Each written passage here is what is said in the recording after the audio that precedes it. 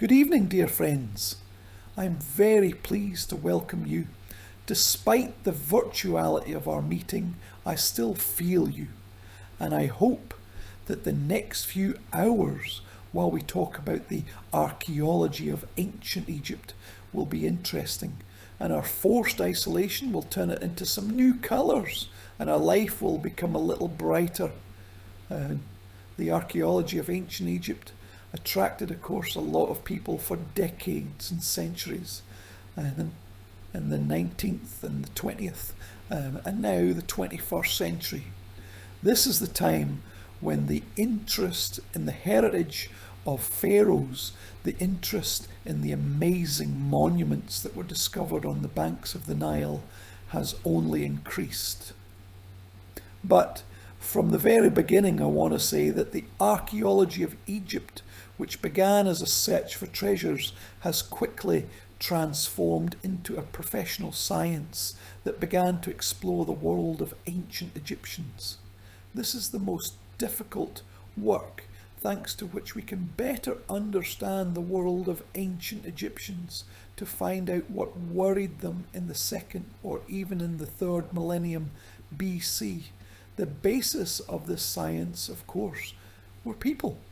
Therefore, today we will not only talk about great finds, not only about what we know today about the world of ancient Egyptians, but throughout this evening we will remember great people who were the founding fathers of archaeology, or who gave their lives to the study of one or another ancient Egyptian monument.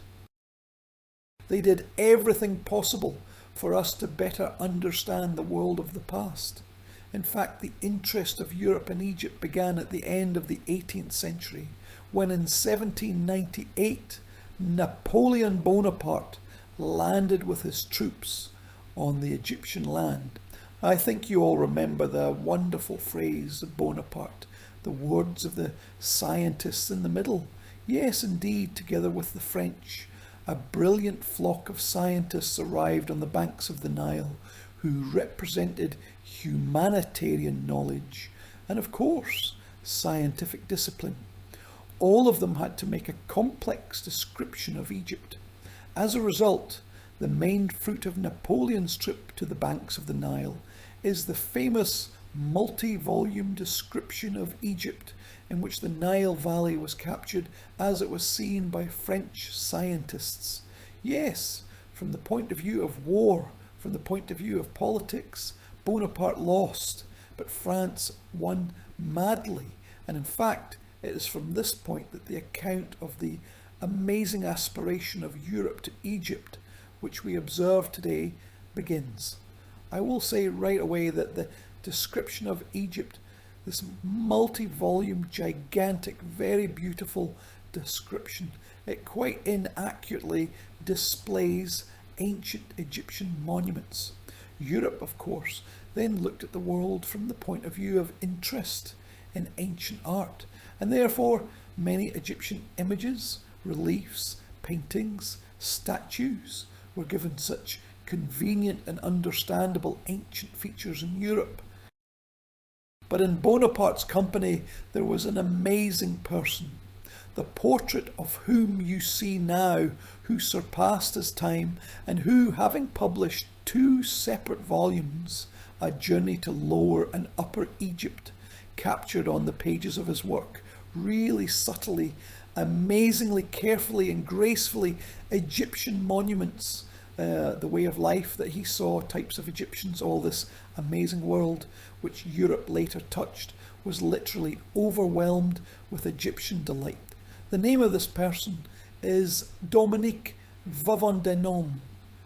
I, of course, have to say a few words about his way of life, because the right of this person's life deserves a novel to be written about it.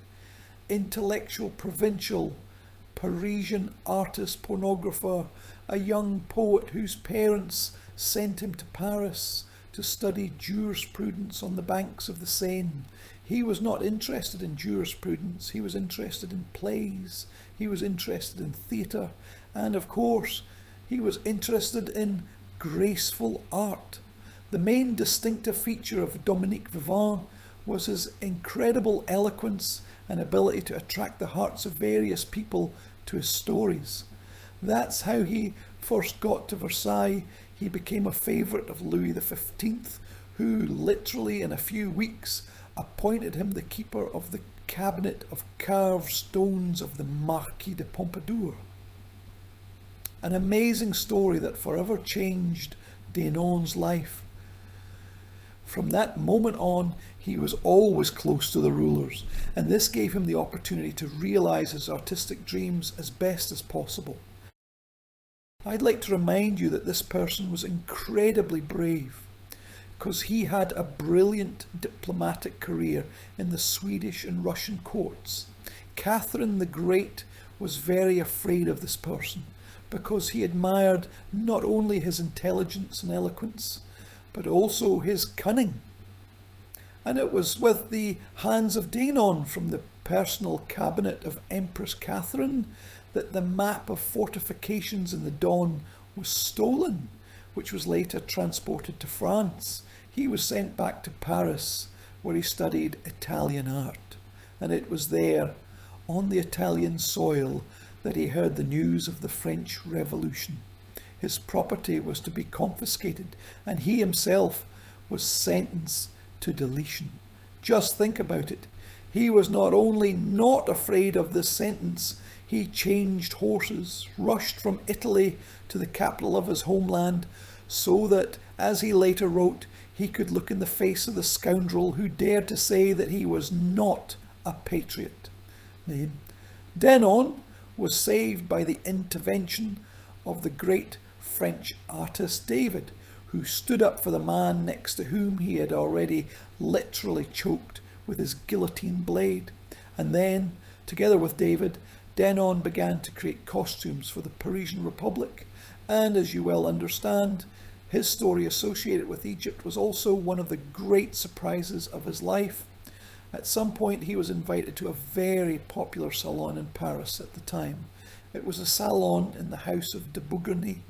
It was there in the house of Josephine that Denon met young Bonaparte. Bonaparte was absolutely enchanted, just as Louis XV was once enchanted. And literally, after some rather short time, Denon, apart from all the scientists and all the artists, goes to the shore of the Nile with Napoleon. Egypt shook him. General Desai, one of Bonaparte's commanders, wrote with pride and horror that Denon, having seen the temple of the goddess Hathor in Dendera, forgot about everything. And next to him flew the Mamluk bullets, and he sat, drew, and collected his collection of antiquities. Now you see two very famous works by Denon. These are still half-covered Sphinx Giza, only the head of the great monument is visible from under the sand. The entrance to the pyramid of Khufu, the mummy of the sacred abysses of Saqqara, and one of them is cut in half. This is such a simultaneous artistic and natural scientific interest. I didn't make a mistake. Yes, indeed, he collected a collection on the banks of the Nile. And if that magnificent collection of antiquities, which the official scientists of Bonaparte wanted to send to France, but it was confiscated by the English and replenished by the British Museum in London, Denon managed to save his personal collection. In particular, in his publication, in the story about his journey, he offers such a wonderful drawing, a vignette from the papyrus of the 10th century BC. This is a papyrus that was made at the request of the high priest of the god Amon Shishonk. And then the fate is quite amazing. Intellectual, rich, a man who has seen too many rulers in his life. He was the person who could not be removed from his post, Bourbon, when the Restoration began. Also at Bonaparte, he becomes the director of the Napoleon Museum. It is for the Napoleon Museum that he collects the art of Italy, the art of Greece, of course, and of Egypt too. And as you perfectly understand, the first director of the Napoleon Museum, after the story with Bonaparte is listed on the pages of fate, he becomes the first director of the Louvre. Bourbon could not remove the man who was believed to be Ludovic XV, Marquis de Pompadour, who saw Bergamote, who knew the best artists of his time. However, he had no heirs. After his death, the collection was sold out, and several wonderful monuments were included in the collection of influential French consuls. One of them tried to sell his magnificent collection to the Russian imperial house. Unfortunately, the collection of the wood was not bought. It was bought by the King of Sardinia, Savoy, and now it is the core of the famous Egyptian Museum in Turin. But one way or another, during diplomatic negotiations, a gift was made to the Russian imperial house, that very papyrus. Today it's kept in the collection of the Department of Manuscripts, Department of the East, of the Russian National Library in St. Petersburg. And here is a photo of a genuine monument. This is the priest of the god Amon-Shishonk, who holds a bowl in his hands. In his bowl, the sprouts of wheat for grain, or in Egyptian Nefre, is one of the most important symbols of eternal life. In front of him is the god Archaeology, who's both the god of the sun, and nevertheless his body is embalmed. He is depicted as a mummy, as a sign that he is also a great ruler of the huge world. The high priest Shishonk stretches the sprouts of wheat to the god to ask him, together with these sprouts, at the moment of sacrifice, to give him eternal life. It was France that became that country, the talent of which was born the Egyptology. In 1822, the great Frenchman Jean-François Champollion, in his wonderful letter to Mr. Dossier, justified his concept of how to decipher the Egyptian hieroglyphic letter. It was the beginning of an incredible breakthrough, after which inscriptions on the walls of temples and tombs, inscriptions on statues, and evidence of history on papyruses began to speak. In a few words, I would like to remind you that the basis of this amazing discovery was a bilingual inscription made in 3 forms. The letter was a famous Rosette stone, which is now kept in the British Museum. Champollion made his deciphering using a plaster cast, and the authentic one was not available for him. Amazingly bright, amazingly impulsive, an intellectual who knew many languages, which helped him make the right conclusions on the way to deciphering the Egyptian literature. Champollion compared the Egyptian text and exactly the same text written in Greek letters. The comparison on the bilingual opened the world to Egyptology. Then Jean-François himself, who literally wandered around Egypt since childhood, and by the way, he knew well not only Arabic, Hebrew, Greek, Latin and Coptic, the language of the Egyptian Christians, which was the heir of the ancient Egyptian. He arrives in Egypt, and the evidence tells that after landing the ship, which arrived from Marseille to Alexandria, Champollion knelt down and kissed the land of his second homeland, which he dreamed of so much. Further, the famous Champollion's department in Sorbonne.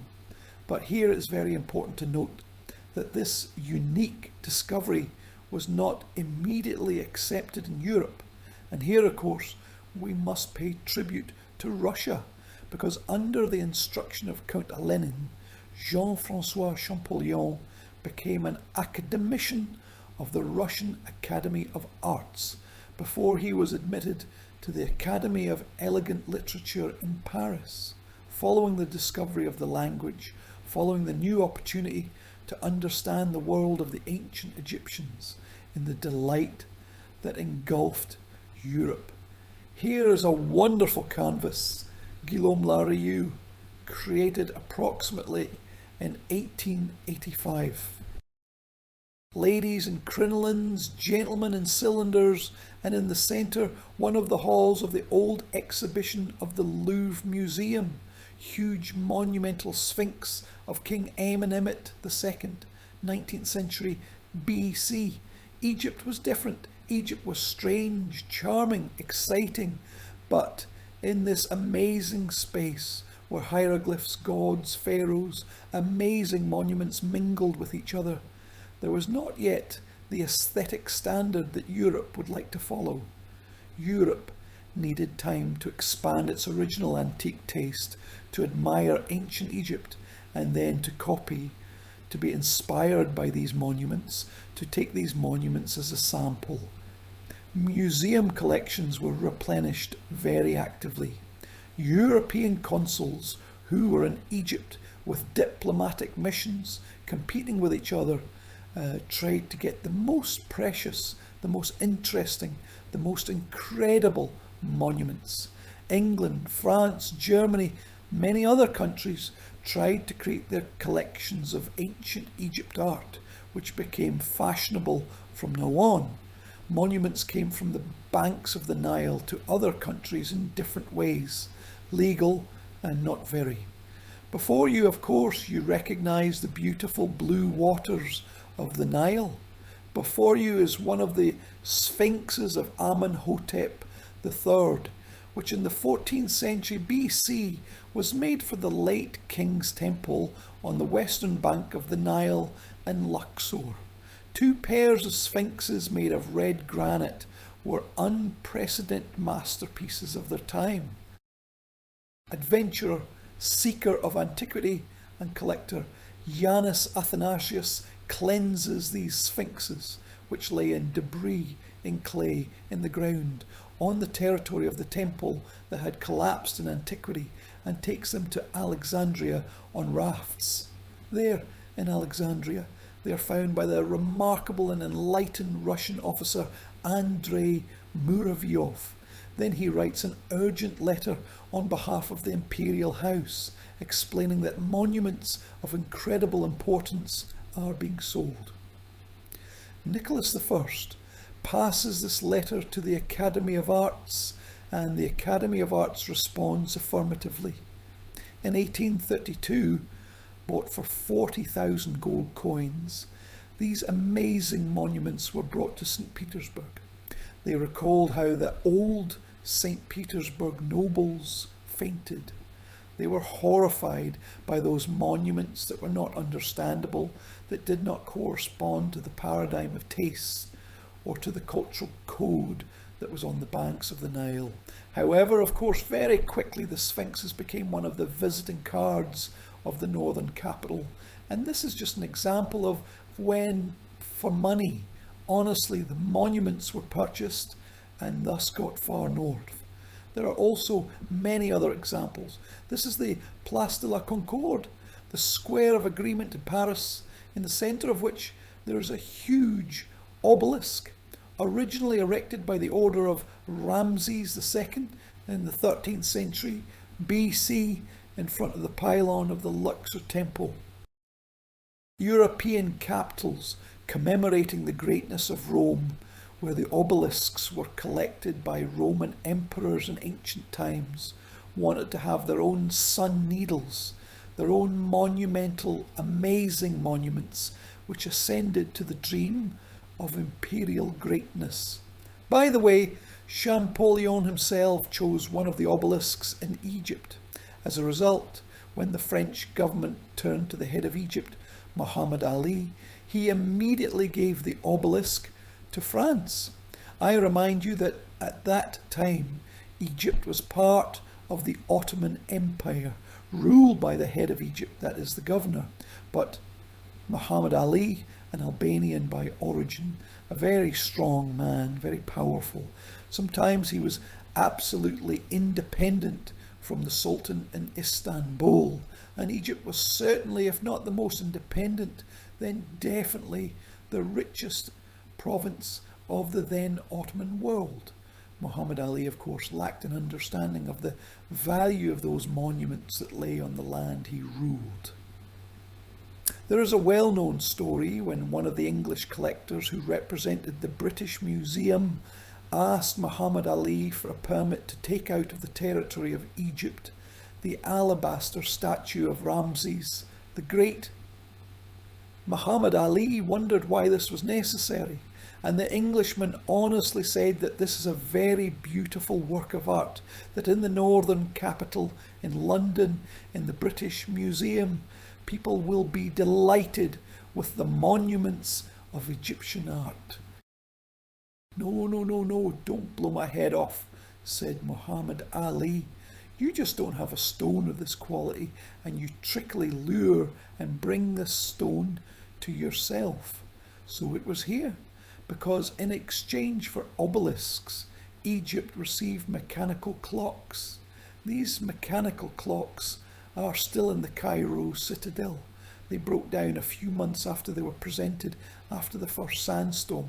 The French mechanism could not withstand the Egyptian climate that the stone giants withstood. A very sad example. This time it's also related to France. French soldiers having entered the temple of the goddess Kajor in Dendera, in one of the upper sanctuaries, the so-called Kai of this temple, saw the famous round zodiac. It was made in the 4th century BC, but among other round zodiacs that were found in Egyptian temples, it was the most harmonious, the most uniform and beautiful.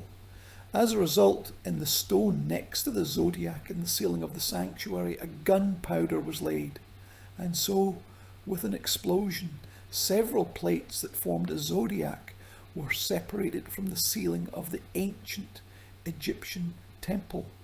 Of course, it was vandalism, but the history of monuments could go on in a completely deplorable way, because here, when these plates dragged along the bank of the Nile to the ship, the plates missed and fell into the Nile, and initially the polychrome painted wonderful monument turned out to be colourless. Now you see a frame with an image of the original. It is kept in Louvre, in the Egyptian crypt of the Louvre Museum. Well, if we look, for example, at the German reconstruction of how it looked, we see a blue sky, golden constellations, a polar star, 4 figures of the goddess of the sky nut, who supports the northern part of the sky. Here, such a completely amazing monument of incredible beauty, which in fact was ruined by human ingenuity and stupidity. On the ceiling of the corresponding sanctuary of the goddess of Kadkor in Dendera, a plaster cast is seen today. In their passionate desire to collect the best collection, really leading European countries competed with each other. In the halls of the British Museum, there were sarcophagi, heads of royal colossi, unique steles of the image of the nobleman, while the French engineers and troops were waiting for the permission of Muhammad Ali to dismantle the obelisk in front of the Luxor temple. They were also exploring the ancient tombs on the western bank of the Nile in Thebes. There, in one of these tombs, they found a truly amazing monument. It was the sarcophagus of the great wife of God, Agnes Neferibure II, the famous priestess of the god Amun in Karnak, who lived in the 6th century BC. The entire sarcophagus was covered with the texts of the late prayers. On the lid there was she, the great priestess, in the high robe of the star Sirius, with the sceptres of the highest power in his hands. The monument was brought to Paris and put up for auction. It was there at the auction that one of the bright British intellectuals, Lord Alexander Hamilton, a Scottish by origin, he was one of the bright, outstanding visitors to the British Museum. Naturally, he wrote a letter home to London with an offer to buy a wonderful sarcophagus for the collection of the largest museum in London. Indeed, the advice of the visitors of the British Museum was good. The purchase was paid, but when the box came to the British Museum, there was another sarcophagus, no less beautiful. There was a terrible scandal. The British Museum wanted to sell the sarcophagus to Agnes Nefribro and no one else. Lord Hamilton, who was not only very rich, but also very fond of ancient Egypt, again solved this problem.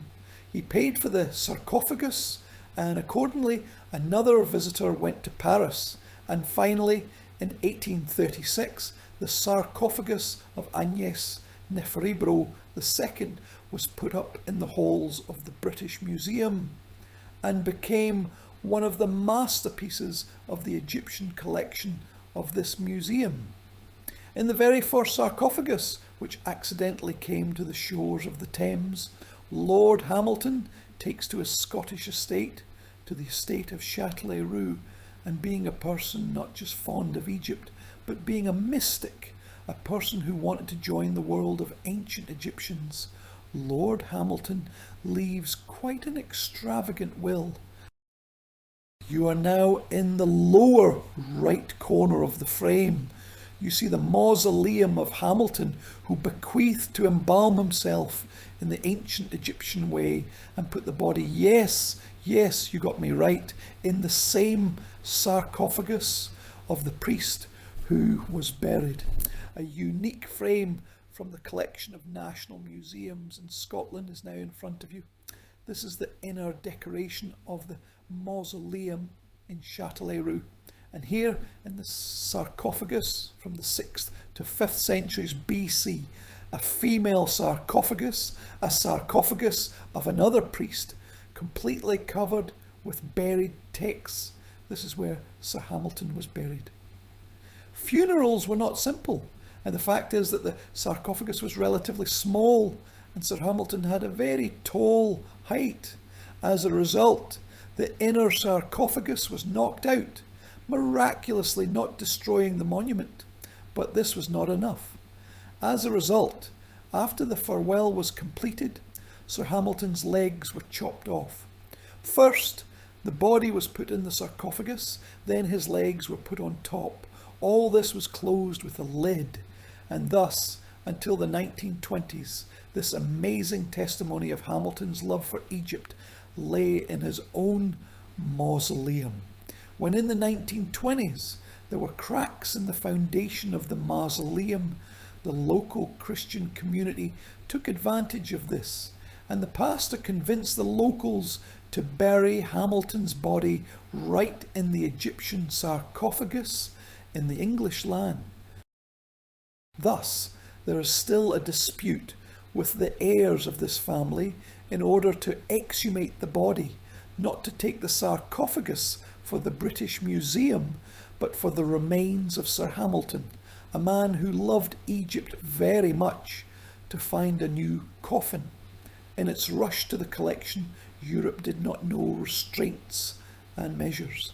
These are the ruins of Bubastis, a famous city, in the centre of which was the church of the goddess of the cat, the great goddess Bastet, patroness of femininity, motherhood, dancing and love. For thousands of years in the city, which was very famous, different kings and queens built amazing monuments, and the temple was once incredibly good.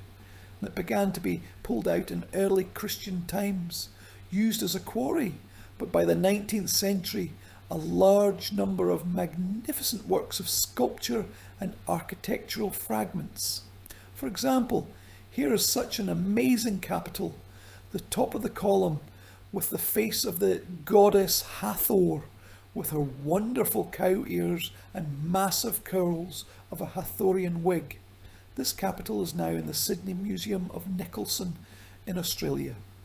Another capital from this temple decorates one of the halls of the British Museum. Another capital is in the Louvre. It was said that it was quite intact. Despite all the relics of the Middle Ages, the monuments were literally pulled apart piece by piece. There in Bubastis, On the periphery of the temple there was a necropolis of sacred cats, which in such catacombs with vaulted ceilings found their last shelter. The outstanding archaeologist Eduard Naville, who worked in Bubastis at the turn of the 19th and 20th centuries, wrote in horror in his memoirs that the necropolis of the sacred cats of Bubastis had been turned literally into white mountains of cat bones. Locals tore up the cemeteries in a desire to find amulets and in a desire to find inside these tombs so beloved by European tourists the bronze statuettes of the cats of the goddess Bastet. One of them is from the 6th century BC from the collection of the Metropolitan Museum in New York. It was really a nightmare. It was vandalism, but the vandalism was not only related to the activity of the locals, it was European vandalism with a capital letter. Because, for example, from here, from Bubastis, a batch of mummies of sacred cats weighing a total of 19 tons. These mummies were ground and used as fertilisers in English fields. In the collection of the Liverpool Museum, the skull of the sacred cat is kept. This is the only fragment. This is a huge batch of the bodies of the sacred animals with which they acted so terribly. Gradually, Egypt, together with the growth of the national movement, went to understand the value not only of its Islamic cultural heritage, not only to realise the homeland of Christian monasteries, but also to understand that in fact this land is much older, and it was ancient Egypt that became the brightest element of the heritage of the Egyptian land. Gradually the idea was born that the monuments cannot be taken out so rudely. It became clear that Egypt lacks the best examples of its cultural heritage. The first to talk about this was an Egyptian, and it is surprising that his portrait was preserved. His name was Rafi al-Takhtawi. He was an advisor to Muhammad Ali, a bright intellectual of his time, and it was he who insisted that the funds were allocated to carry out primary archaeological work in different cities of Egypt. There were separate monuments that al-Takhtawi brought to Cairo. It was he who created the first Egyptian museum. Initially, this museum was located in a building near the gardens of Uzbekistan, and later it was moved to the same citadel, the Great Kala, where the minarets over Cairo were erected. Alas, his child was not yet destined to stay on the land of Egypt. At some point, Muhammad Ali's guest became the Austro-Hungarian Duke Maximilian, who was amazed by the collected monuments. Muhammad Ali gave the whole collection. Today it looks like this. This is one of the Egyptian halls of the Museum of Art in Vienna. It was these things that al-Takhtawi collected, which he unfortunately committed suicide, not experiencing the fact that his child had left Egypt and was now a hostage in another country. This story has been recalled not so long ago, but it is still considered very significant in Egypt because it was the first to talk about the need to preserve the cultural heritage of their country. However, together with al-Takhtawi, who collected the antiquities, as you understand, many Europeans travelled to Egypt. A magnificent portrait conveys the image of Otto Friedrich von Richter, a wonderful Baltic Durian, a native of the city of Drbta, who first received a great university education in Moscow and then improved his Oriental studies in Vienna. He was to become the consul of the Russian Empire in Constantinople, and therefore at the age of 24, a young man, incredibly enlightened, together with his friend, a Swedish preacher, Sven Lidman, goes to the banks of the Nile. He wanted to see the East. He wanted to discover those lands for himself, which he was to become a consul in. The dream of travellers was the temple in Abu Simbel, the famous colossus of Ramses the Great, carved in the rock. They could not get to Abu Simbel in the south of Egypt, but nevertheless, in the incredibly unbearable summer heat, he, dressed in the best European fashion, together with his friends, collected Egyptian monuments in the fiefdoms on the territory of Luxor. This was the first collection of Egyptian antiquities that later found its home in Russia. Unfortunately, very young Otto Friedrich von Richter dies of dysentery in Izmir, but manages to send his collection to Derbta. Father is disheartened, and Alexander I personally orders to allocate funds for the disheartened father, Magnus von Richter, to buy this unique collection of Egyptian artifacts.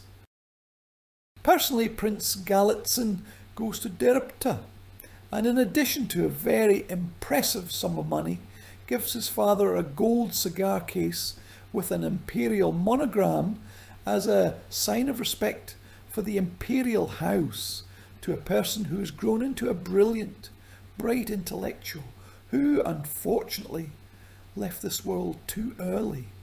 The main monument of Richter's collection was the sarcophagus of Nesipahiran Tahat, an architect and manager of the great Tsar's necropolis in the fiefdoms at the turn of the 11th and 10th centuries BC. The collection were collected in 1815. 100 years later, in 1915, when the First World War, the collection was transferred to Central Russia. Today, the oldest collection of Egyptian antiquities of our country is kept in the Voronezh Regional Art Museum in Kramskoye. The sarcophagus of the Tsar's painter Nesipahiran Tahat was kept there. Various collectors brought antiquities, formed their personal collections, and probably nothing would have remained in Egypt if not for this man, Ferdinand Auguste Mariette, a great Frenchman whose story of acquaintance with Egypt was extremely funny. He was born in February 1821 in a small provincial town of Boulogne-sur-Mer. He was a journalist, a writer, initially not interested in Eastern antiquities, but one of his cousins was the famous French artist Nestor Lot, who was a companion of Champollion during his last trip along the banks of the Nile. After his death, Auguste Mariette, a young Egyptologist, was appointed to the Egyptian Museum in Cairo. He was the first to publish a complete list of the hieroglyphs, and he was the first to decipher the Rosetta Stone. He also discovered the tomb of Tutankhamun, and he was the first to publish a complete list of the hieroglyphs, and he was the first to decipher the Rosetta Stone. He also discovered the tomb of Tutankhamun, and he was the first to publish a complete list of the hieroglyphs, and he was the first to decipher the Rosetta Stone.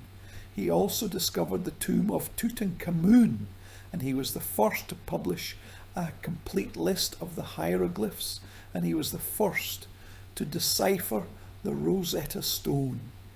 He also discovered the tomb of Tutankhamun, and he was the first to publish a complete list of the hieroglyphs, and he was the first to decipher the Rosetta Stone. He also discovered the tomb of Tutankhamun, and he was the first to publish a complete list of the hieroglyphs, and he was the first to decipher the Rosetta Stone. He also discovered the tomb of Tutankhamun, and he was the first to publish a complete list of the hieroglyphs, and he was the first to decipher the Rosetta Stone. He also discovered the tomb of Tutankhamun, and he was the first to publish a complete list of the hieroglyphs, and he was the first to decipher the Rosetta Stone. He also discovered the tomb of Tutankhamun, and he was the first to publish a complete list of the hieroglyphs, and he was the first to decipher the Rosetta Stone. He also discovered the tomb of Tutankhamun, and he was the first to publish a complete list of the hieroglyphs, and he was the first to decipher the Rosetta Stone. He also discovered the tomb of Tutankhamun, and he was the first to publish a complete list of the hieroglyphs, and he was the first to decipher the Rosetta Stone. He also discovered the tomb of Tutankhamun, and he was the first to publish a complete list of the hieroglyphs, and he was the first to decipher the Rosetta Stone. He also discovered the tomb of Tutankhamun, and he was the first to publish a complete list of the hieroglyphs, and he was the first to decipher the Rosetta Stone. He also discovered the tomb of Tutankhamun, and he was the first to publish a complete list of the hieroglyphs, and he was the first to decipher the Rosetta Stone. He also discovered the tomb of Tutankhamun, and he was the first to publish a complete list of the hieroglyphs, and he was the first to decipher the Rosetta Stone. He also discovered the tomb of Tutankhamun, and he was the first to publish a complete list of the hieroglyphs. After his death, Auguste Mariette, a young journalist, was instructed to disassemble this archive. At first, the work seemed to him absolutely horrible, but gradually, thanks to the notes and above all to the brilliant drawings of Nestor Lot, he became more and more interested in Egypt and its art. Later, he told his student, another great French Egyptologist, Gaston Maspero, jokingly, that in the manuscripts of Nestor Lot, many birds were depicted. Then he said the following: Egyptian duck, this dangerous animal, it will accept you with pleasure, but if you simply give in to its innocent look, you are gone. One bite of a beak, it will give you its poison, and now you are an Egyptologist for the rest of your life. He explores a small Egyptian meeting in the castle of Boulogne-sur-Mer, and then fulfills his first dream. For very little money, he is taken by a scientist from the Louvre. Gaston Mariette insists that the collection must be replenished. At that time, the Louvre was not at its best. Many Egyptian monuments were forgotten, but one way or another, the young scientist's determination was realised. He was allocated a budget of 6,000 francs, which he had to use to purchase Egyptian monasteries, Coptic and ancient Syrian manuscripts for the Louvre. The meeting with Egypt was to take place. On September 4th, 1850, Mariette set off from Marseille, leaving his wife and children in Paris. Egypt tied him up. The initial task that was set before him was to find the manuscripts. He went to several Christian monasteries, but there were already other Europeans who went down in their search for the manuscripts before they simply drank alcohol from the monks and took the monastery libraries. In particular, the famous library of Deir al-Bashinoud, the White Monastery in Sahagi. Naturally, both the patriarch and the monasteries were very careful about Auguste Mariette's visit, but the matter was different. He saw Egyptian monuments, he spent the night in Cairo, he travelled, looked at the pyramids. Egypt was getting more and more, and he realised that it was here that all the limits of his desires, his most important dreams, were being fulfilled. It was extremely quiet. The city stretched in front of me. It seemed that a thick, heavy fog drowning all the houses to the roof. Far south, phoenix palms were visible, which plunged their roots into the collapsed walls of Memphis. In the west, the pyramids were rising in the golden dust and the fire of the setting sun. The spectacle was grandiose. It embraced me, swallowed me with almost painful indignation. Yes, forgive me, these may be too personal details if I insist on this, since this is because the moment was decisive. Before my eyes were Giza, Abusir, Saqqara, Dashur, Mithrakina. The dream of my whole life gained flesh. There, almost at arm's length, there was a whole world of tombs. There were inscriptions and statues.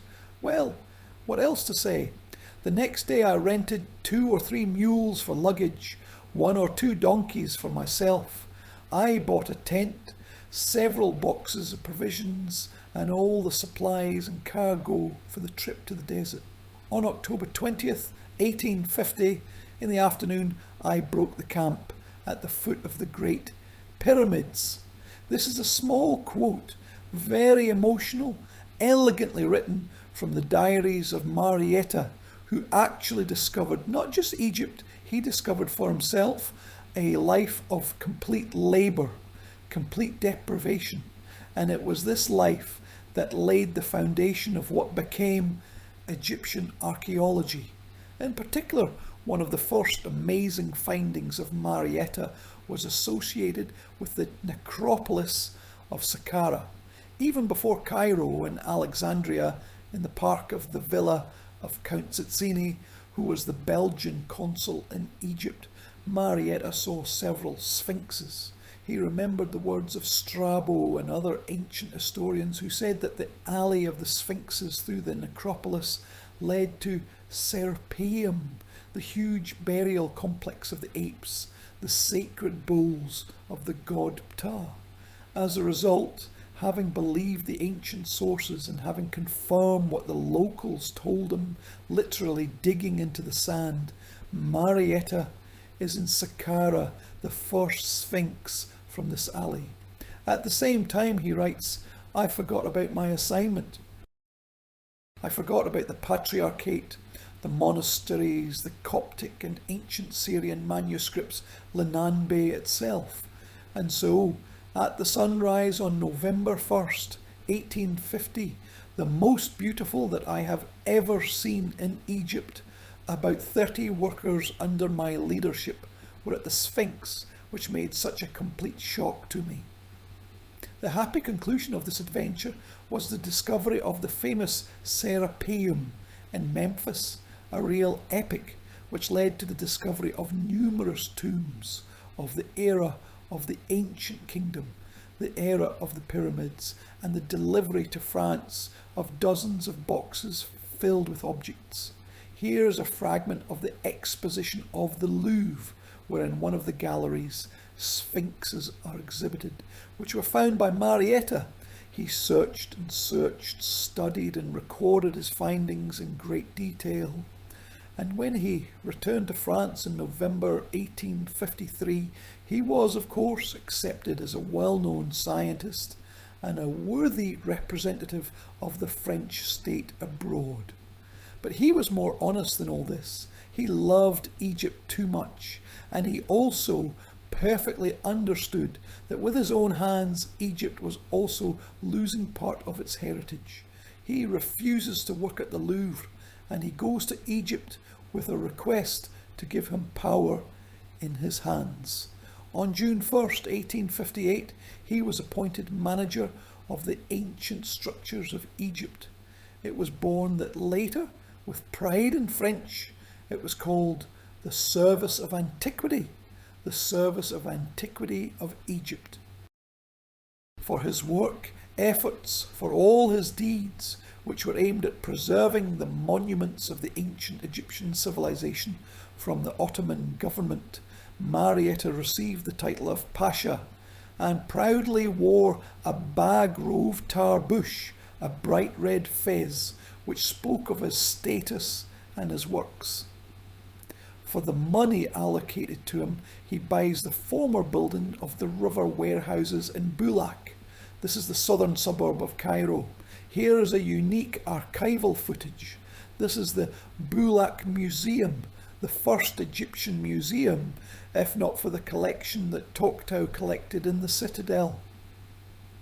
Here are the recognisable sphinxes of Thutmose III, the magnificent bust of the Princess of Great Estonia in the foreground, the stunning statue of the Queen of the Middle Kingdom, the Queen of Nefret, the wife of Snusret II, who is so modestly hiding in the left part of this frame under the phoenix palm tree. The museum in Bolak was not happy. The river was too close. The museum was regularly flooded. Nevertheless, despite all the personal troubles, Marietta died one after another. Many of his 10 children died. His life in Egypt, taking into account his diabetes and many other health problems, was very difficult. He demanded a new room, so the second museum appeared. It was in Giza, in a luxurious mansion that once belonged to the ruling Egyptian family. One of the Khedives was strangled in this mansion. That is why this palace was empty for many years and was quite free from Marietta. The palace was spacious, but the interiors, painted in the best European taste, did not match the greatness of the ancient Egyptian monuments. Nevertheless, the story was as follows. In almost all major archaeological centres of Egypt, Marietta conducts his excavations. There's a lot of resentment in the memoirs because he invites other European scientists to look at his findings and suddenly finds out that the outstanding German Egyptologist Karl Richard Lepsius published a famous list of Egyptian kings from the wall of the temple without even mentioning Augustus Marietta, who found this list first. And there were a lot of such examples and work on the creation of the Service of Antiquity, work on the organisation of the museum, work that was associated with excavations throughout the Nile Valley. He did not allow Marietta to publish the most important of his findings.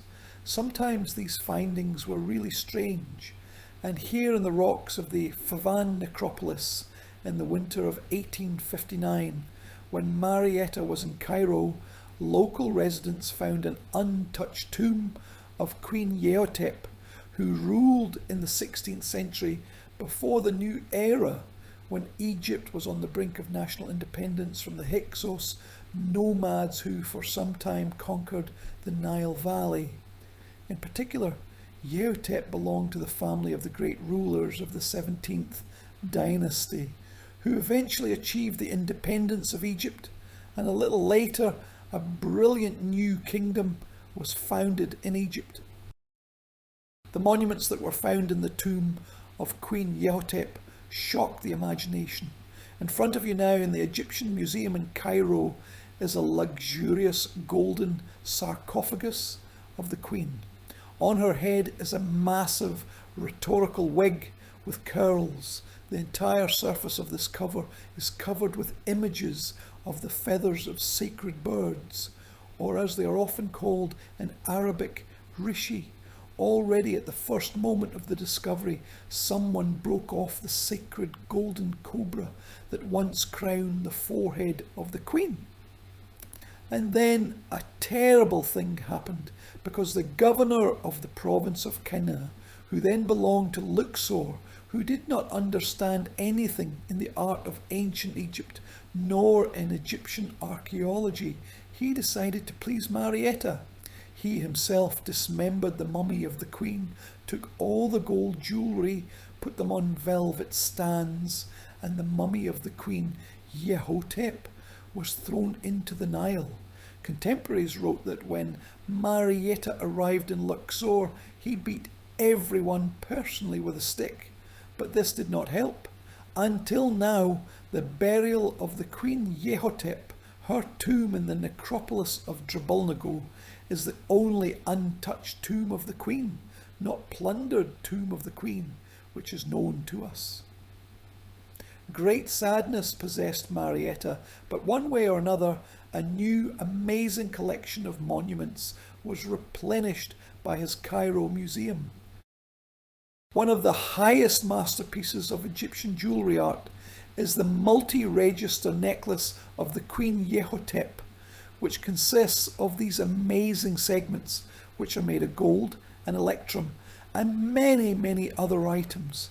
As a result, part of the Yehotep collection was presented in the Egyptian pavilion at an international fair in Paris.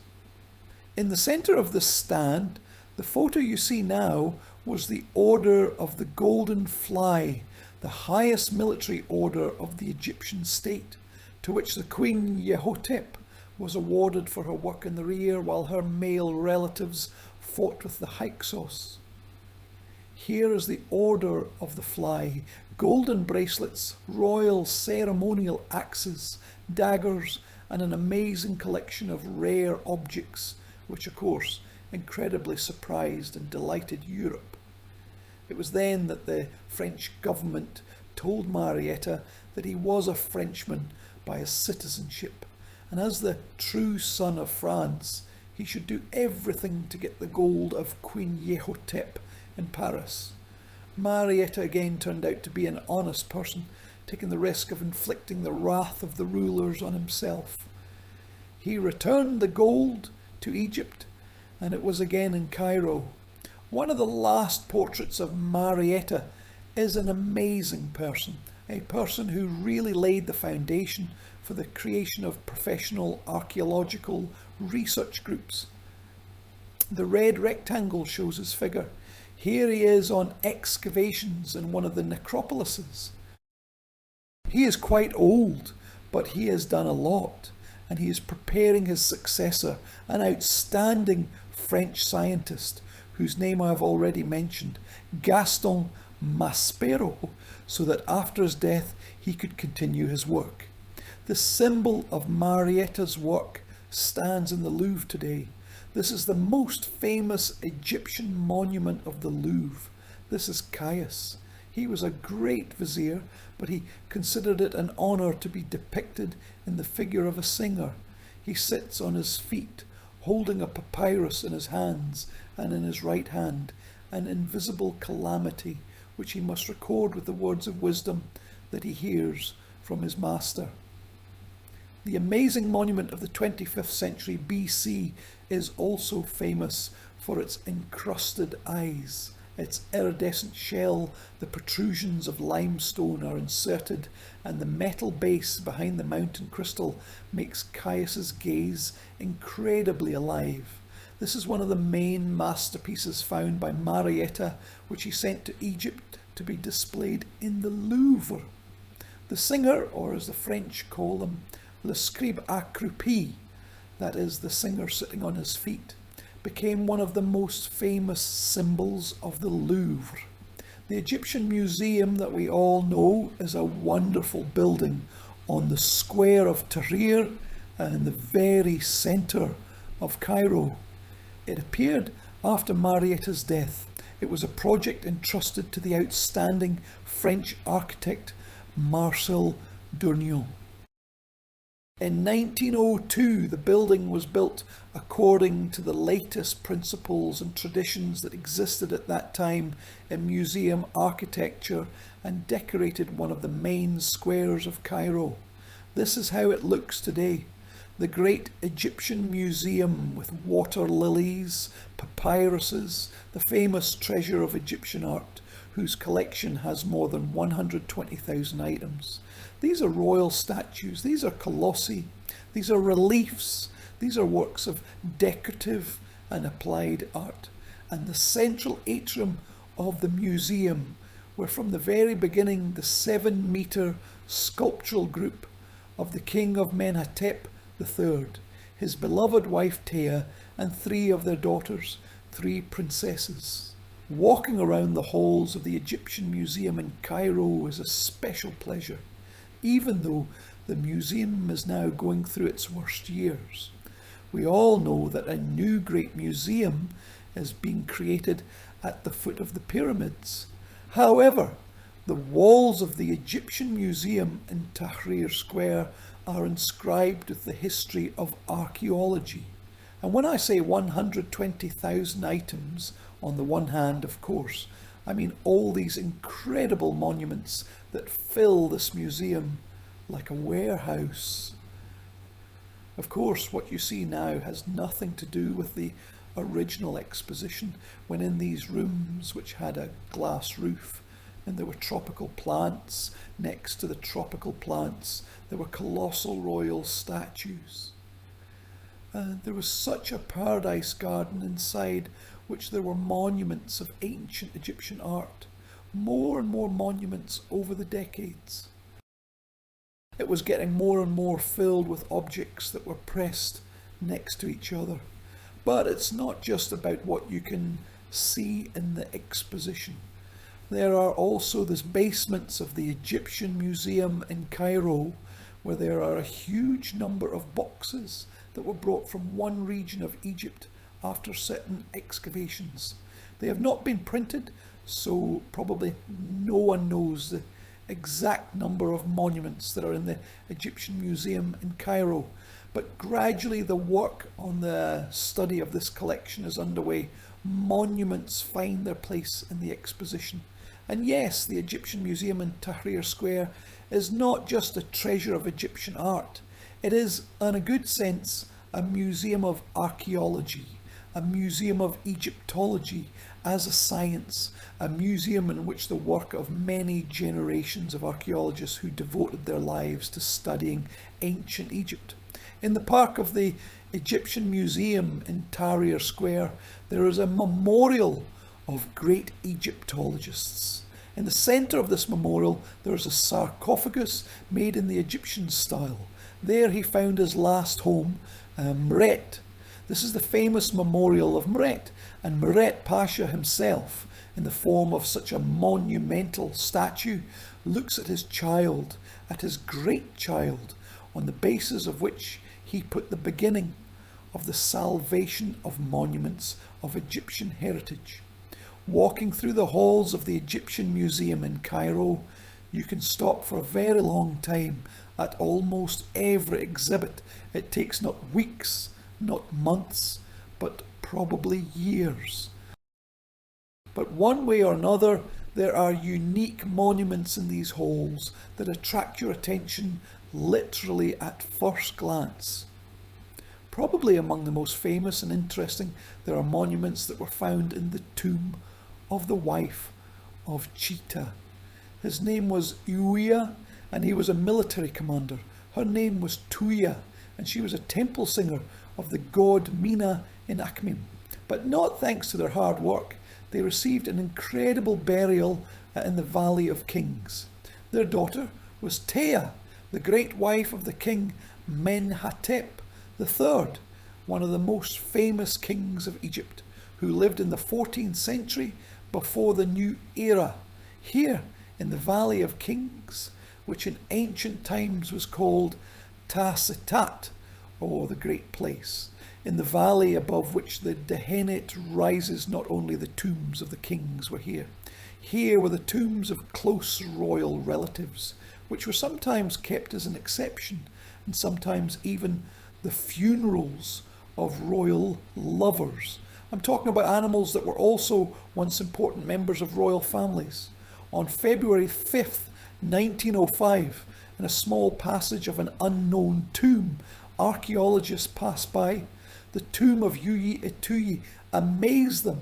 I will tell you right away that it was disturbed by robbers, but in ancient times someone scared the robbers and the burial was sealed.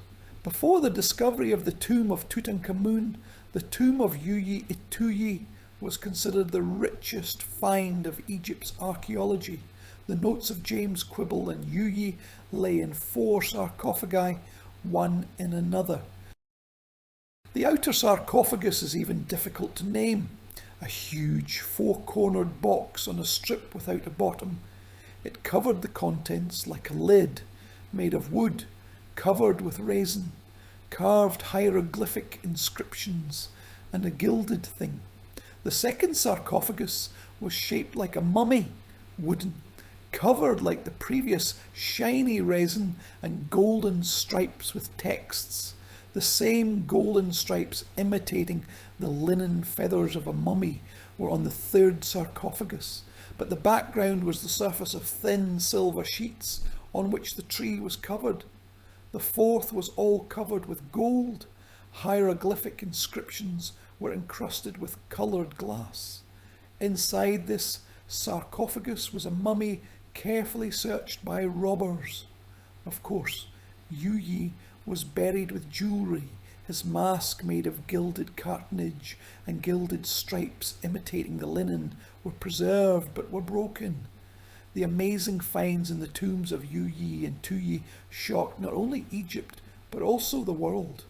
This is what one of the sarcophagi of Tuyi looked like. This is also a tree covered with gypsum and gold. On its chest there's a huge figure of the goddess Nut, the great mother of heaven, who spread her wings over the dead because she had to protect her, as she protected Osiris, her son, the god of immortality, with whom every Egyptian dreamed in another world. The mask of one of the sarcophagi of Tuyi is, of course, one of the brightest masterpieces of Egyptian late art. It is a gilded tree, magnificent pupils made of obsidian, of limestone, made of white eyes and of blue glass, eyebrows and a cosmetic line of eyes that makes the look of the great singer Mina Tuyi so alive and striking. Many things were found inside the tomb: boxes for underwear, vessels, chairs. One of the chairs, which you see now at the bottom of this frame in a pink background, was donated to the tomb by their granddaughter, the daughter of Amenhotep III, Queen Thea, the famous princess Satamon. A burial mask was still worn inside the sarcophagus. At the time of its installation in the sarcophagus, the mask was covered with the thinnest linen, and incense oil was poured. The linen thus darkened and literally stuck to the gilded surface of the mask. Not only at the end of the 20th century, experienced restorers discovered the amazing smiling face of the great mother of the Queen, leaving fragments of linen soaked in oil on the fragments of the wig.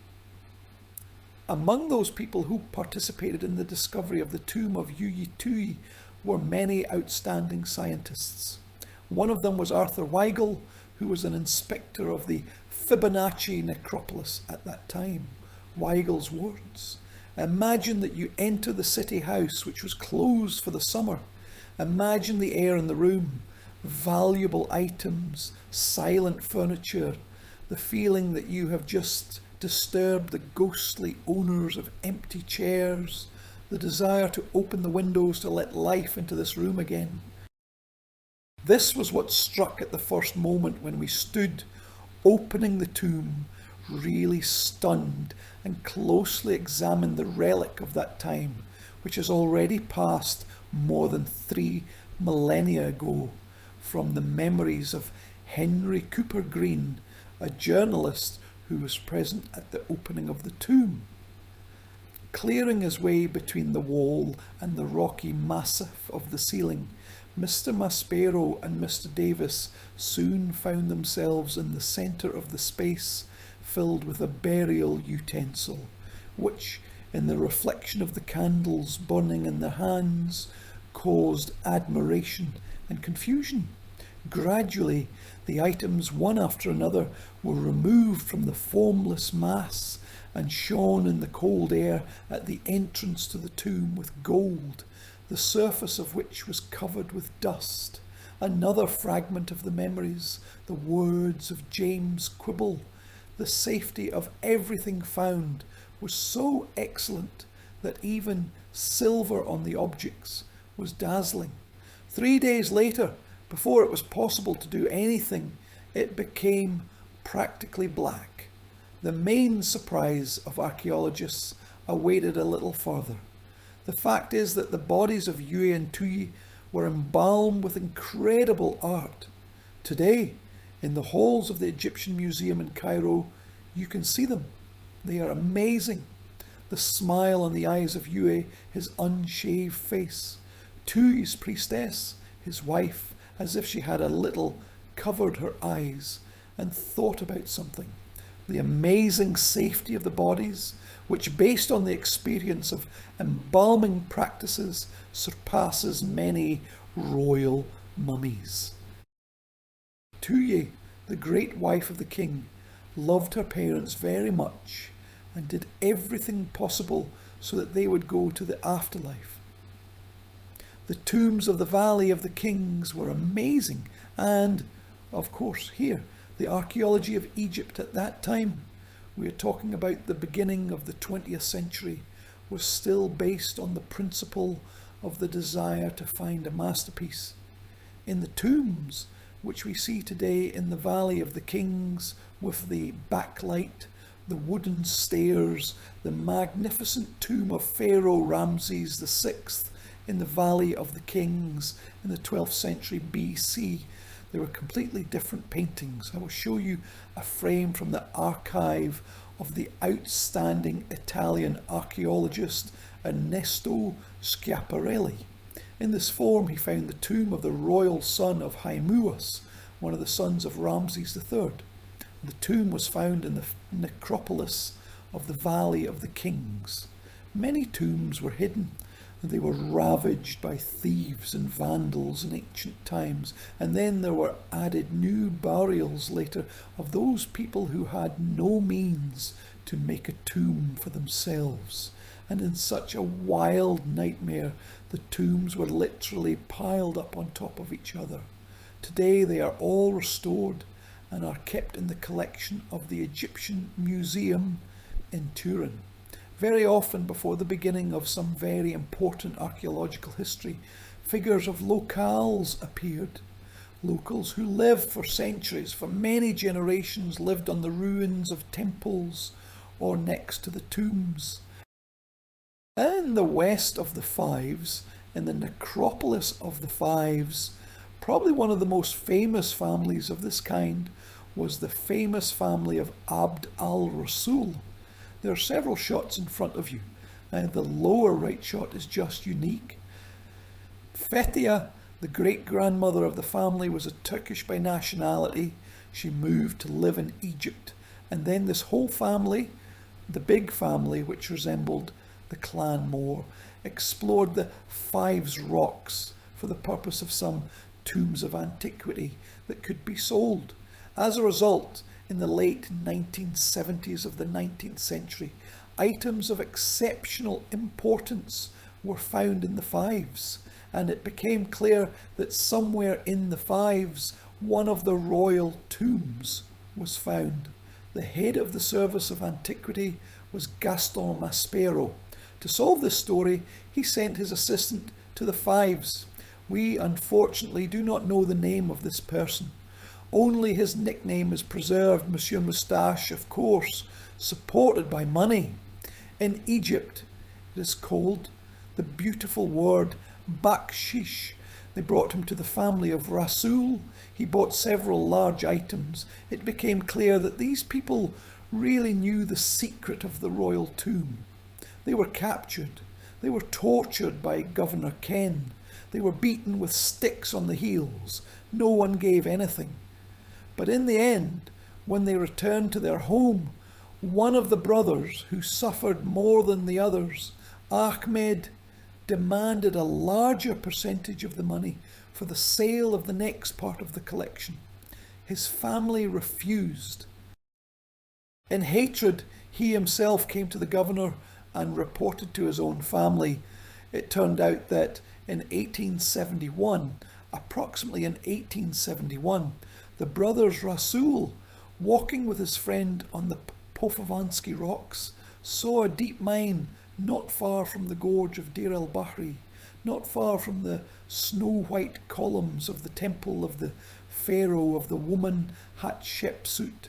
One of the brothers Rasul was brought down to the bottom of this mine in order to scare his friend, with whom he did not want to share. He began to scream terribly. He demanded that you go up from the bottom of the mine. He said that in the mine he saw jinns and Ifrites. At home he told another story. There, in the dungeon, in a huge number, sarcophagi, mummies and antiquities were stacked on top of each other. The antiquities could be sold. That is how the Rasul family lived until 1881, until finally Emile Bruch, the assistant of Maspero, did not go down to the secret tomb at that time. Maspero was not in Egypt at that time, so he put himself on the shoulders of Emile Bruch.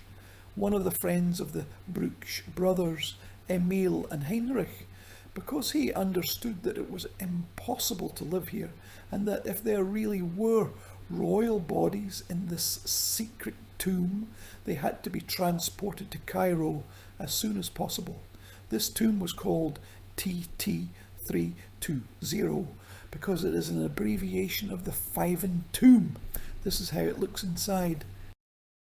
These are unprocessed walls, and this was a secret that was created by the priest of the god Amon-Pi-Najim in order to save royal bodies. Many royal tombs in the Valley of Kings were uncovered. These are the ruins of the 11th to 10th centuries BC, a very turbulent time for Egypt, a time of civil war between the Usabids. Unfortunately, mercilessly looted royal bodies were hidden in several secret tombs. This was the first secret tomb, and now we have already made our way through the valleys with funeral offerings, metal and alabaster vessels, saws and various small things until we finally got to the turn of the corridor. The sarcophagi in such quantity that I was just shocked. Gathering my senses, I examined them as carefully as I could do it in the light of my torch, and immediately saw that royal people were resting in them. Ahead of my companion, I reached the burial chamber. The sarcophagi were standing here, leaning against the walls, lying on the floor. Among them, there were many coffins of absolutely incredible size and weight. Their golden coating and polished surface so clearly reflected my excited face that it seemed as if I was looking at the faces of my own ancestors. I was not sure if it was a dream or reality. Looking at one of the sarcophagi, I read on the cover the name of Seti I, the father of Ramses II. A few steps away from him, with his hands folded on his chest, I saw that Ramses the Great. The further I moved into the gallery, the more treasures I saw. Here is Amenhotep I, there is Yakhmes I, 3 pharaohs named Thutmose, Queen Yakhmes Nefertari. There are only 37 sarcophagi with the names of kings and queens, princes and princesses well preserved. It was one of the most famous and greatest discoveries of Egyptian archaeology. It allowed us to look inside these sarcophagi and of course seeing the embalmed surface, but also to see the real faces of the greatest rulers in the history of ancient Egypt. In this simple wooden sarcophagus, which apparently was originally made for King Horemheb, Ramses the Great was reburied, a majestic old man with hair dyed red. As he finished, he was deprived of all the precious jewellery that of course was put in his tomb with him. But of course the fact that the body was preserved was much more valuable than any other discovery of any precious monument. Among the sarcophagi found in TT320, there were masterpieces. For example, this sarcophagus of the great wife of the god Matkara, the princess who became the high priestess of Karnak. Some of the sarcophagi were simply grandiose. Here's a drawing on which Ahmed Kamal, an Egyptian archaeologist, one of the assistants of the Brooks brothers, sits next to the sarcophagus of the famous Queen Yakhmes Nefertari. And this sarcophagus is 3.78 meters high, and there was another tomb inside. The body of one of the most famous queens in the history of ancient Egypt. Just one night, in a hurry, having invited the guards, the Brooks people pulled the mummies out of the cache and moved them to the area of the fields on the banks of the Nile so that the great royal mummies would not be lost. The sarcophagi were carried along the rocky gorge, and local residents, they guessed that these were some great personalities. As a result, Women began to cry and perform mournful songs. Men took out their guns and began to shoot in the air. This is how the residents of the famous village of Kuren said goodbye to the ancient rulers of their land. Just a little time passed, and in 1898, the outstanding Frenchman Victor Loret found another amazing tomb. This was the tomb of Pharaoh Amenhotep II in the main valley of the Tsars. In addition to Amenhotep II, there were also kings and queens, princes and princesses in this tomb. There was another cache with royal mummies. Fortunately, Loret was great with the camera. Thanks to this, I can show you a photo that you should admire.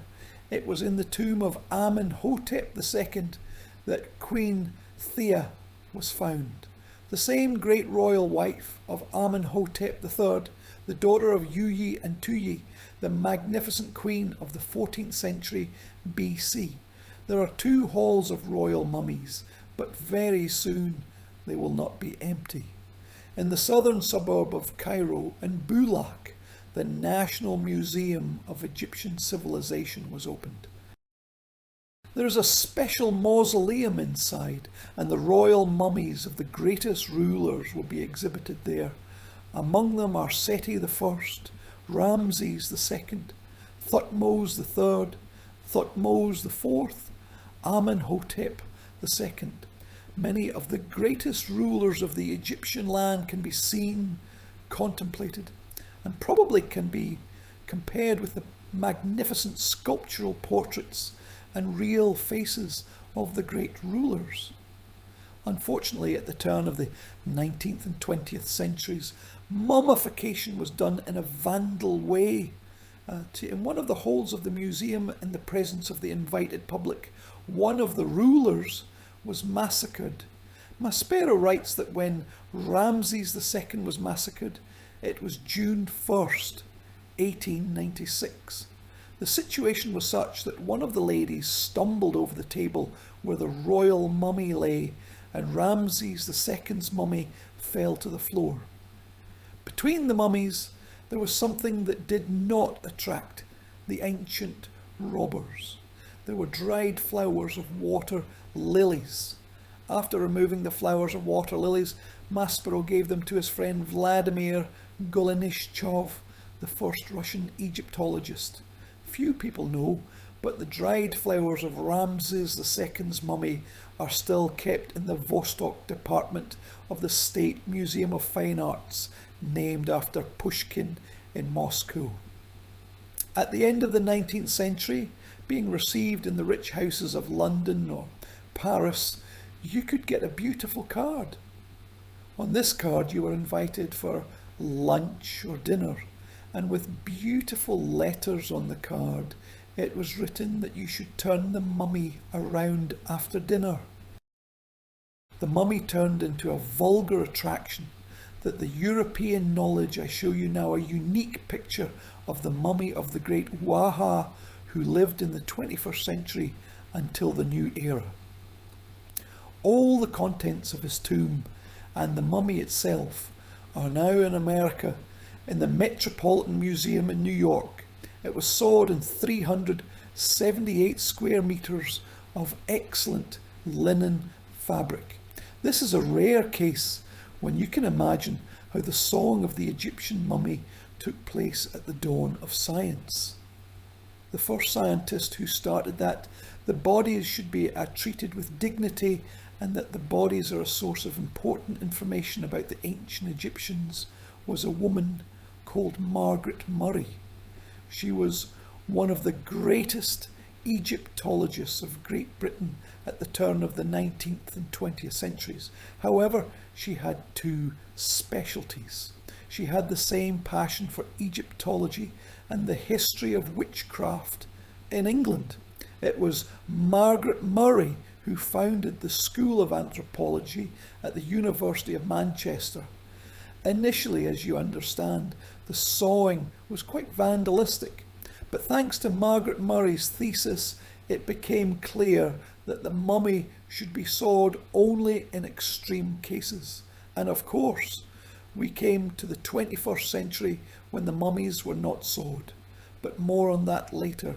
Margaret Murray was a disciple of a great man who's often called the father of professional Egyptian archaeology. Yes, you guessed right.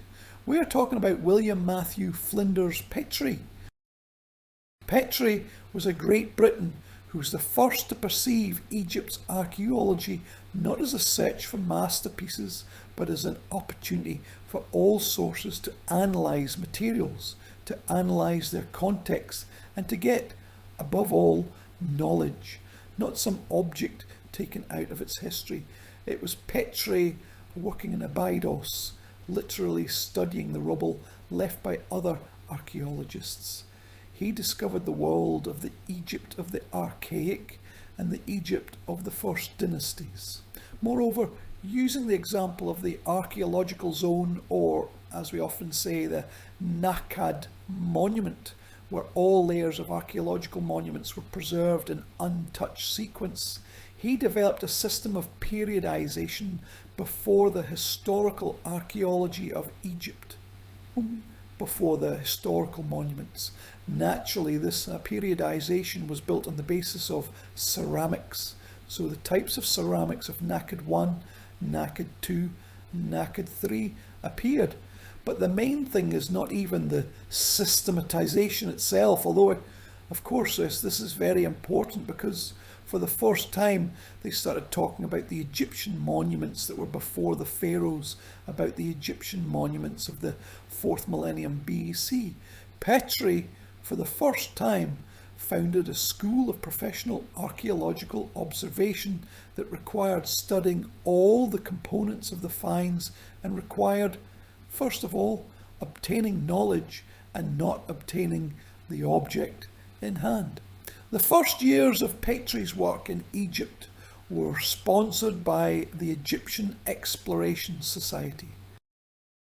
The head of the Egyptian Exploration Society was a great woman, Amelia Edwards, an outstanding Briton who, on the one hand, for many years was a patron of the missions of outstanding British archaeologists in Egypt, and on the other hand, she left behind a magnificent literary legacy and her famous book, 1,000 Miles Up the Nile. This is a legend of British Egyptology of the late 19th century, translated into all languages except Russian, I think. Unfortunately, this book cannot be read in Russian. Petrie's life was very simple. They usually lived in tombs. Here is a wonderful shot that was taken in Giza, in a rocky necropolis not far from the great pyramids. Petrie lived modestly and did not allow any luxury to the members of his mission. For example, there was a famous story when, at the end of the archaeological season, they took canned food and buried it in the sand. When they returned to the same place, they ate the canned food that did not explode, regardless of whether the meat was rotten or not inside these terrible tin cans. Petrie was a tough man. He had an impossible character, but probably it was this character that helped him accomplish a huge number of archaeological excavations with amazing results, literally all over the Nile Valley. Then for the first time the world began to talk about archaic Egypt. Look at the screen. This is the first Egyptian image of a human face. This is the 4th millennium BC. This is the so-called head of Merimda. It is kept in the Egyptian Museum in Cairo. What is it? This is an image of a god or an image of a king or a divine standard. We do not know for sure, but anyway, this is how the Egyptian artist had depicted a human for the first time. And this image, isn't it excellent? These are two angles of the same monument. This is a famous woman from Ma Maria, an image of a dancing goddess. Her hands represent the shape of the horns of a cow, a milk feeder. She has wide hips, ready for giving birth. She has an emphasized chest. She's a feeder of impregnation. and she has a head of a falcon, because like a falcon, she is the goddess of the sky who guards this world. The history of Egyptian archaeology, which suddenly discovered a grandiose legacy of the 4th millennium BC, is still very important because it allowed us to see that the great civilization of Pharaoh was not born in vain. And during the 5th and 4th millennium, on the banks of the Nile, there were unique ancient cultures that developed, faded away, which flowed from one to another before the Pharaoh's state appeared in the 31st and 30th centuries BC. Another important feature of the archaeological excavations is the incredibly beautiful ritual vessels. Here is one of such vessels from the Metropolitan Museum collection. It has the entire Nile Valley. There are mountains and hills jumping over the desert areas of the Oryx Antelope Desert and flamingos that stand in the Nile waters. And in the centre there's a stream of a river, and a boat floats along the stream. This is a sacred boat. In the centre of this boat there are nosei, divine reliquaries that contain images of female and male deities and their divine union. The archaeological excavations of the beginning of the 20th century provided an incredibly rich material, and of course the issues of the birth of the Egyptian state and the formation of Egypt played a very important role. And it was, of course, science, not a treasure hunt. In particular, in 1894, James Quibble, who has already been mentioned to me today, conducted excavations in the ancient city of Eirokonpol. The Greeks called it Eirokonpol, that is the city of the falcon, and from ancient times the great horny hen was revered here. Horny hen is a great falcon that was a symbol of the Tsar's power. There used to be a grandiose sanctuary here, the beginning of the Egyptian history and the end of the archaic era. It was here that Quibble found one of the most famous monuments of the Egyptian civilization. This is the Palette of Narmer. This is a ritual ceremonial palette that was buried at the base of the sanctuary of the Hornihin temple, and on one side the Tsar in the crown of Upper Egypt, in the great white crown of Kejid, beats his tribe enemy. In front of him is his heavenly patron, his heavenly prototype, the great falcon horn. And on the other side, the Tsar during the triumph already in the crown of Lower Egypt, and in the central part of this monument, in the recess, which is formed by the curved necks of syncretic, fantastic animals, which Petrie called herpopards. It was there that the green pigment, which the eyes of the Tsar were painted with during the necessary ceremonials. The green uaz was a symbol of life. It was a symbol of immortality and victory over all the captives. Among the first professional Egyptologists, this beautiful Russian man, Vladimir Semyonovich Glinishev, the son of a rich merchant, a man who had fantastic abilities for languages. Still a young man, working in the state hermitage without maintenance, that is, without salary, he published magnificent papyruses of this collection, which produced a sensation in the scientific environment. Glinishev possessed not only means and knowledge, but also an excellent taste.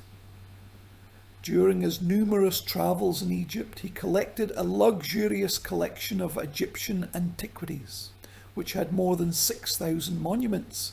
In St. Petersburg, on Mokovaya Street, in house number 15, according to Glinishev's project, an Egyptian museum was built. There, in this Egyptian museum, the collection was usually shown on Wednesdays, despite all its importance and busyness. Vladimir Semyonovich Glinishev went down to the museum himself and willingly and for free gave excursions to his collection for everyone. In the collection, Vladimir Semyonovich had many unique monuments. For example, in his museum, there was a wonderful bust of Tsar Amenemket III, one of the masterpieces of the Egyptian sculptural portrait of the 18th century to the new era. Unfortunately, when Glinishev's family broke up for independent reasons, Vladimir Semyonovich had to sell his collection. He received favourable offers from New York and Berlin, but being a true patriot of his country, Russia, Vladimir Semyonovich agreed to give the collection to the Russian government in exchange for his pension. It was 1912. The collection was purchased for the Museum of Fine Arts of the State Museum of Fine Arts of Pushkin. Vladimir Semyonovich stopped receiving money in 1917.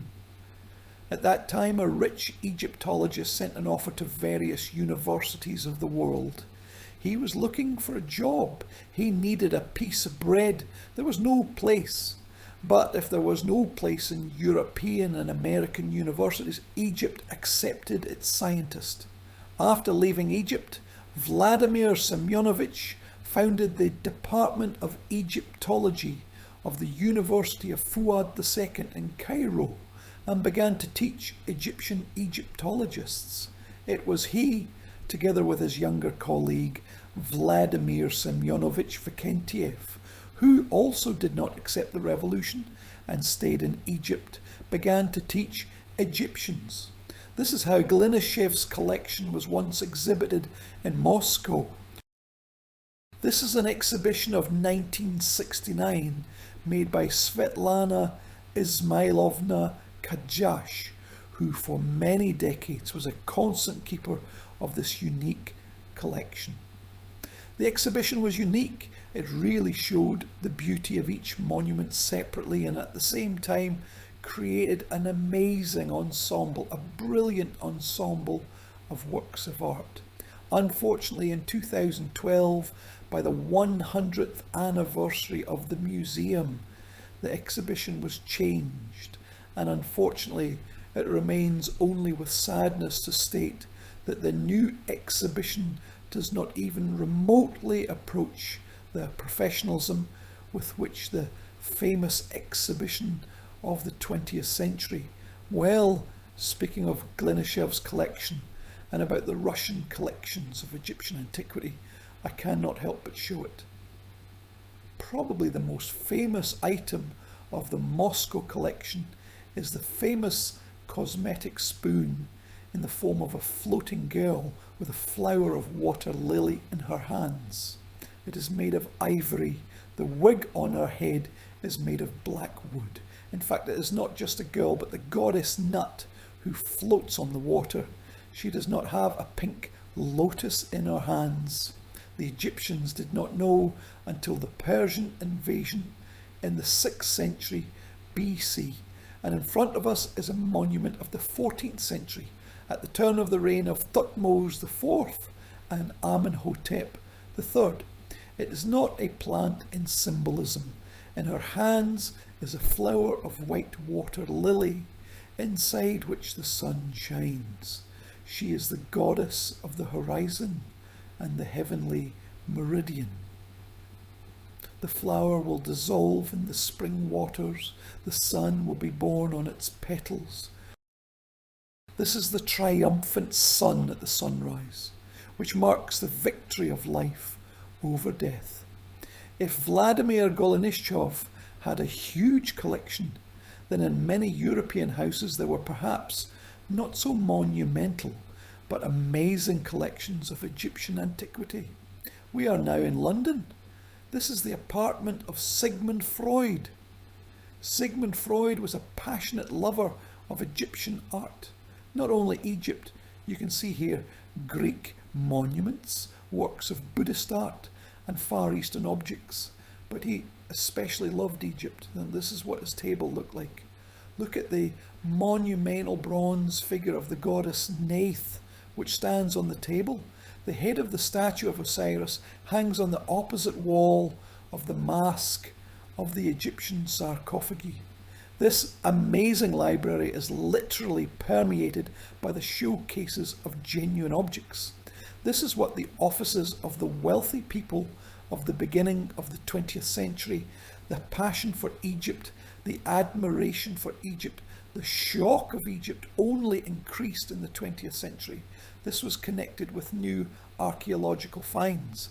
On December 6, 1912, Ludwig Borchardt in Amarna found a portrait of Nefertiti, which will become one of the brightest symbols of Egyptian art.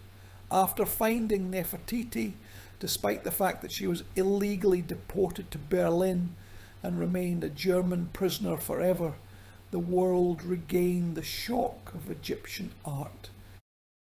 All of Egypt became very fashionable again, and the largest museums of the world, especially the Louvre, literally hunted for monuments of the Amarna era, the era of the rule of the religious reformer Akhenaten and Nefertiti, the era when, having received a certain freedom from the religious canon, the Egyptian artist created free works, and sometimes absolutely impossible, incredible works of art that were relevant, bright, interesting, that attracted attention, and that were so relevant and perfect that sometimes it was hard to believe that it was the 14th century before the new era.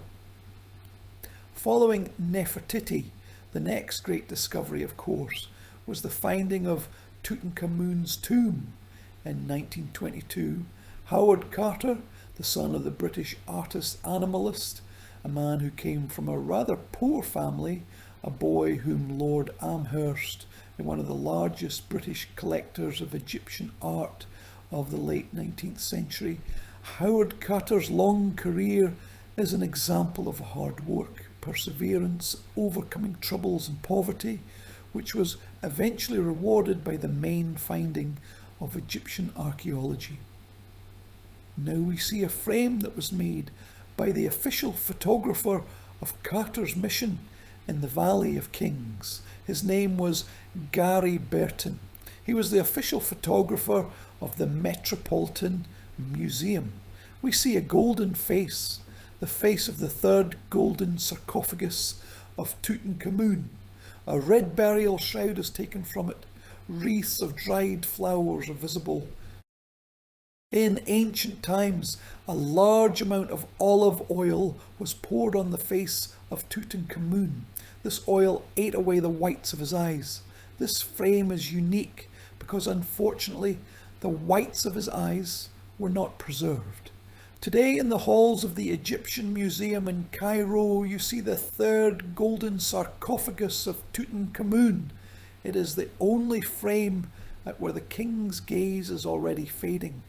More than 5,000 things that were placed in 4 relatively small chambers of this tomb shook the world with excitement and fear for the preservation of objects. The entire enlightened community followed the excavations of Carter. Carter was a great pedant, and I say this with great respect, because having the talent of a great painter, he left behind a huge number of materials. He recorded absolutely everything that concerned the finds in the magnificent tomb, but his fate was not easy here. The fact is that according to the law, until the discovery of Tutankhamun's tomb and all previous stories, at the end of the season there was a division of finds, and the best part of the finds remained in Egypt, and some finds archaeologists took with them to their homeland, sold them in large museums, and with the money they received, equipped the expedition for the next year. Tutankhamun's tomb was the first tomb that was nationalized by the Egyptian government. This was, of course, an absolutely wise move because it allowed to preserve the things in their entirety, although, as it turned out later, Carter took a few small items with him to Great Britain. Let's look at an example of his work. This is a drawing of Carter. This is a view of the burial chamber of Tutankhamun's tomb from above. The anthropomorphic sarcophagus in the centre. It is framed. It is placed inside a massive sarcophagus of quartzite. Wooden arches are gilded. There are many objects around it. And even on the right, near the wall of the burial chamber, you see the oars. These are the mysterious oars of the boat of another world. The king must reunite with Osiris. He must, together with the sunboat, sail on the waters of the duat of another world, suppressing chaos and affirming the truth. Of course, speaking of Egyptian archaeology, I can't help but show Tutankhamun's mask. This is an amazing work of art, and despite the fact that many consider it rather beaten, since it is reproduced by all the tourist advertising products of Egypt, it seems to me that it is worth moving away from it and trying to look at the mask with new eyes. This is a great masterpiece of the ancient Jews. Gold, azure, glass, limestone, obsidian, and an incredible monument to the talent of the nameless Egyptian master who created this fantastic miracle in the 14th century BC. Carter recorded the monuments, attracted the outstanding restorer Alfred Lucas. Using the technology available at the time, Lucas saved many monuments. First of all, it was about organics, trees, fabrics, and so on. But Carter himself, when he began to publish the results of his discovery, he essentially published a description of things. He still did not understand the meaning of this massive ritual machine that was to ensure the immortality of the king. Only in the 60s of the 20th century in France, French Egyptologists Jean Huyot and Cristiano de Roche, for the first time, started to talk about the treasures of Tutankhamun's tomb, not as a collection of works of art, but as things with ritual meaning that the Egyptian artists left in these objects, be it the pictorial of the rising sun when scarabæus, made of lazurite, which was brought to Egypt from the distant Badakhshan Nagori, located in Afghanistan. Scarabæus rolls over the faraway sun next to the sign of goodwill and the dream of eternal life. Carter allowed during excavations to put on one of the boys who worked on the excavation. The name of this boy was Rasul. He came from the family of the old tomb robbers who now became archaeologists' accomplices and often helped them during difficult moments on the excavation. Another object that I cannot but show is a delightful bowl. It is a cup with goodwill made of travertine. This is how the stone that we often call the Egyptian alabaster is called. The central flower is a predestined deity. On the petals of this flower, the sun will be born. On the sides there are buds. On the buds there are gods of millions of years. In their hands they hold the goodwill and signs of eternal life. Tutankhamun's tomb was not the only unique royal tomb found in Egypt. In the 1930s, in the late 1930s, in the north of Egypt, in the Delta, pay attention to the red circle that shows you the city of Tanis. The modern Arabic name is Sian al-Hagar, the ancient Jani, the capital of Egypt in the third transitional period, starting from the 10th century to the new era. It was there on the territory of the temple of the god Amun that the French archaeologist Pierre Mundet made unique archaeological discoveries. One of them is now in front of you. This is a golden mask of the warlord made of gold. Despite the certain degradation of the glass from which the cosmetic lines of the eyes and eyebrows were made, what an art, what a smile of eternity, what an incredible luxury that became the symbol of the tomb of Tanis. The ancient city of Tanis was built, in fact, as a kind of counterweight to the Fives. At that time, The capital was divided into the south and the north, and there were certain relative ties between, but there was also competition. Therefore, columns, obelisks, a huge number of monuments were moved ancient city of Per Ramses, where the salt water was because the Mediterranean was relatively close. During the earthquake, several times Tanis was flooded with salt water. Therefore, it was not possible to build a tomb in the sand. It would be stupid. And then the tombs of the kings in Tanis were made inside the temple walls. It was there that Pierre Monte has been finding absolutely amazing monuments since 1939. Monte himself, a unique Egyptologist who left a great legacy, not only in Egypt, but also, for example, in the Bible, in the Church of the Mothers of the Gods in Panakia. Nevertheless, Tanis glorified him. The fact is that, in fact, it was a comparable find with the tomb of Tutankhamun. Yes, these things are not of such a perfect artistic level because it is a different epoch, a more problematic epoch. But, nevertheless, the find was unique. It was partially obscured by the Second World War. The first publication of the gold tomb in Tanis was made in Paris in 1943. The war was active, and having found the first royal tombs in Tanis the day before it, Pierre Monte actively participated in the resistance movement. Then, when the war ended, he returned to his native field. Literally the day before his departure, he found the main tomb in Tanis, the tomb of the king, whose name was Pasebahai-Nut. He was a star that shone in the city. We often mention this king in the Greek version of his name, Susinus. The sarcophagus of Susinus I was made of silver, a material that was valued more than gold in Egypt.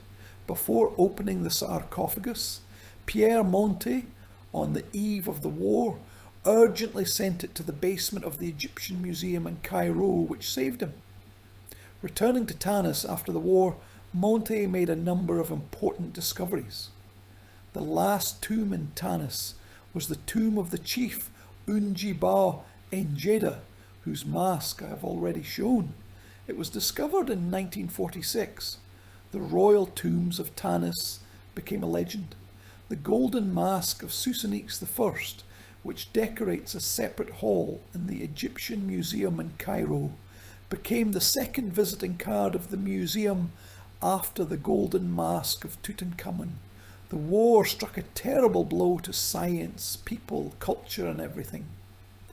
Here are the frames of the Berlin Museum. This is a real colossus of the 19th century before the new era. The Berlin Museum is bombed, and the small frame on the right is a bunker at the entrance to the Berlin Zoo.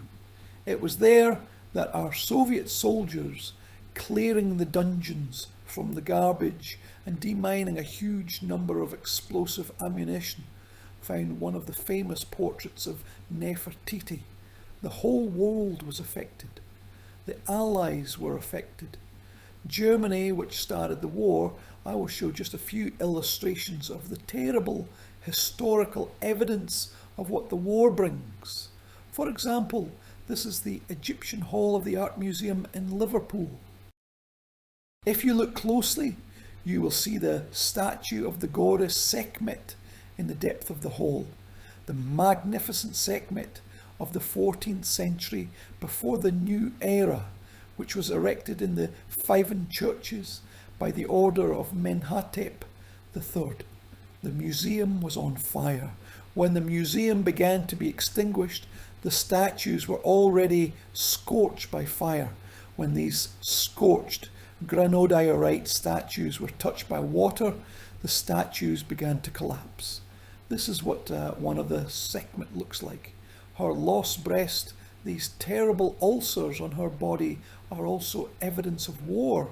This is evidence of the fire in the Liverpool Museum, Liverpool and Brussels, Berlin and London, absolutely all the participants of the war on both sides suffered incredible losses in the world of art and in the world of science.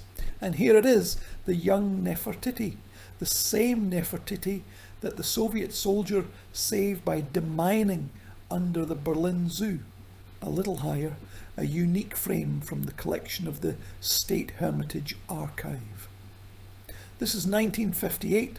Nefertiti and other monuments brought from Germany to the museum were kept in secret in the Hermitage, and only after Nikita Khrushchev made a decision that all these things would be returned to the GDR, they were shown at the exhibition for a short time. After that, 600,000, I repeat, these things were returned to the GDR. Among them was a young quartzite Nefertiti. And the world, which had already received the experience of war, it would seem, should have been more careful to the monuments of cultural heritage. But this did not happen.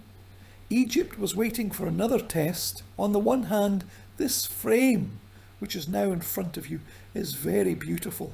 On the other hand, there is a tragedy in front of you. In 1902, in order to generate electricity in Aswan, the first British dam was built. For 8 months a year, the Temple of Isis on the Isle of Philae, the great pearl of Egyptian architecture, was flooded. Look at these capitals. And tourists could come to the temple on boats, and the boats sailed along the island, which was completely flooded. If Amelia Edwards, the very patron of the Society for the Study of Egypt, wrote in her books about the amazing paintings on the walls and columns of the Isle of Philae, then after 1902, they all disappeared. They were simply washed away by the waters of the Nile. Pierre Loutier, an outstanding journalist and friend of Maspero, wrote a whole book called La Mort de Philae, in which he was the first of the European intellectuals to raise the idea that the heritage of antiquity is the heritage of all humanity, and all of humanity should be united in order to protect these monuments. This is how the temple of Ramses II in Abu Simbel initially looked like. The famous 4 colossi, 21 meters high, a rocky sanctuary that became a symbol of Nubia and a symbol of the incredible tragedy that Egypt came to together with the creation of the Delali Garden, a high-altitude Aswan dam. It became, on the one hand, a symbol of the desire of Jamal Abdel Nasser to introduce Egypt into the era of industrialization. On the other hand, no one thought about the monuments of Egypt and Nubia, which were supposed to be flooded by the waters of the huge Lake Nasser, which was formed together with the construction of the dam. The Nubian company that was organised by UNESCO in those years was more respected and more active organisation than it is now. Now, few people listened to me in UNESCO. At that time, it was really one of the intellectual centres dedicated to people all over the world. The Nubian company UNESCO touched absolutely all the countries for which the fate of the Egyptian antiquity was not an empty word. I quote documents from the UNESCO archive. In 1959, the situation in Nubia became particularly threatening. As a result of the work to create a high-altitude Aswan dam of the government of Egypt and Sudan, they faced the fact that without significant foreign help, they could not save those monuments and archaeological zones that were under threat of being flooded by the artificial lake behind the dam. This lake would have reached different depths, but would have spread for 500 kilometres up the Nile Valley, 300 kilometres in Egypt, and 200 kilometres in Sudan. The government of Egypt and Sudan thus found it necessary to issue an urgent appeal to UNESCO Egypt on April 6th and Sudan on October 24th, 1959, calling for UNESCO's commitment to preserving the cultural heritage of humanity. The response followed immediately. The Executive Committee of the organisation on its 54th session in November to December 1959 reviewed the report prepared by several international experts and instructed the General Director to prepare an urgent call to the governments, organisations, public and private funds, all people of goodwill, with a request to provide technical and financial resources to save the priceless Nubian treasure that was under the threat of complete destruction.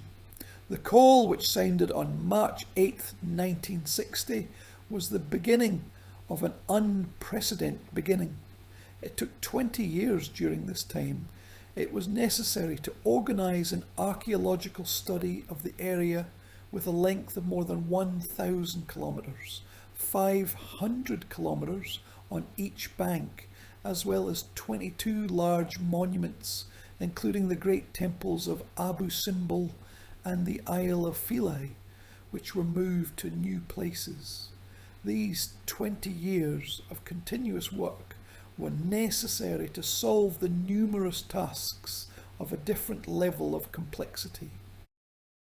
UNESCO, and through UNESCO and the state members of the organisation, have the full right to be proud of themselves at all levels, to be proud of the success achieved by all those who fought at different levels to preserve the sacred relics of the ancient civilizations that have changed each other in Nubia for several millennia. Since 1962, the Executive Committee of UNESCO, consisting of representatives of 15 countries, has met twice a year to take into account and develop directives necessary for the management of operations, missions and funds created to finance the company. The help of the international community was in two most significant aspects, equally important. The most significant, of course, was the free contribution made by the state members of UNESCO to financial assistance, which allowed to move to new places the temples of Abu Simbel and the Isle of Philae, as well as to save separate temples, in particular the monuments of Kalabsh, Ahmad, Bukena and Kuma. A long list of more than 40 countries mentions all those who, within their capabilities, gave significant financial funds to the fund, and when the temples of Abu Simbel were already moved, made additional donations intended for the relocation of the temples of the Isle of Philae to the neighbouring island of Agalkia. However, there was another, less noticeable aspect of international assistance, which must be emphasised.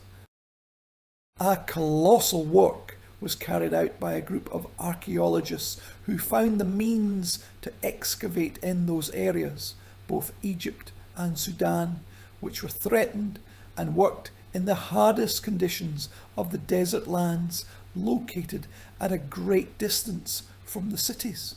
40 missions from Asia, India, Africa, Ghana, Latin America, Argentina, North America, USA and Canada, Europe, Finland, Sweden, Norway, Denmark, Netherlands, Great Britain, GDR, FRG, Poland, USSR, Hungary, Austria, Czechoslovakia, Switzerland, France, Italy and Spain. They worked side by side in Nubia for several seasons according to the concessions provided by the governments of Egypt and Sudan, using special photogrammetric maps of the areas prepared by the National Geographic Institute of France in Paris by UNESCO. The situation in Sudan was particularly critical due to the fact that this young and developing state did not have the necessary personnel and equipment. The situation in Egypt was different. The experience of the old Aswan Dam, built in 1902 and rebuilt twice in 1912 and 1934, as well as the well-organised service of ancient Egypt, provided invaluable assistance in the work on the site from Aswan to Abu Simbel. The work of all foreign archaeological missions in Egypt was interrupted in 1954, and all the freed specialists were sent to Nubia. From 1960 to 1963, the expert commission considered 3 projects to save the temples of Abu Simbel. According to the cost and the adequacy of the technological solution, the best project was the one in which it was necessary to saw 2 temples into blocks weighing from 20 to 30 tons and move them to a site located 60 metres above their original location. The implementation of the project required an outstanding technical feat. By the south of the Tropic of Raqqa in the summer of 1967, reinforced concrete structures were collected over the newly constructed site in such a way that the artificial hills preserved the original appearance of the rock temples without destroying their premises. The cost of this project is $42 million. Think about it, my friends. Remember that this is the 1960s. This is a titanic amount, about half of which was provided in the form of international aid. It took several years and research was carried out aimed at saving the Philae Island. When we read the words of the official document, of course, everything is true here. This is a very worthy text from the UNESCO archive, but there is not a single name in this text that I would like to mention in addition. This is a great woman. This is Christiana de Roche-Nublecourt, because when Egypt Gamal Abdel Nasser went to build the dam, and it was this woman who literally grabbed Sarwata Okasho, the Minister of Culture of Egypt. It was she who wrote the first UNESCO letter and turned to the world community with a cry for help in order to start what she later called La Grande Nubiade, the Great Nubian Campaign. In her book of memoirs, the cover of which is now in front of you, it is called Sous le regard de Dieu, Christiana de Roche-Nublecourt writes the following: "Those who built the dam were not interested in culture or striking monuments of antiquity, which, as I said, Ramses the Great had not had since the time of his ancestors.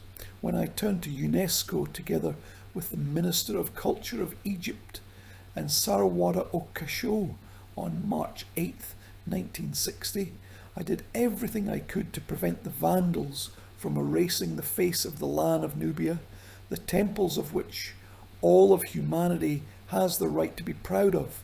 Someone cares about cheap electricity, which can then be sold, and I cared about something else.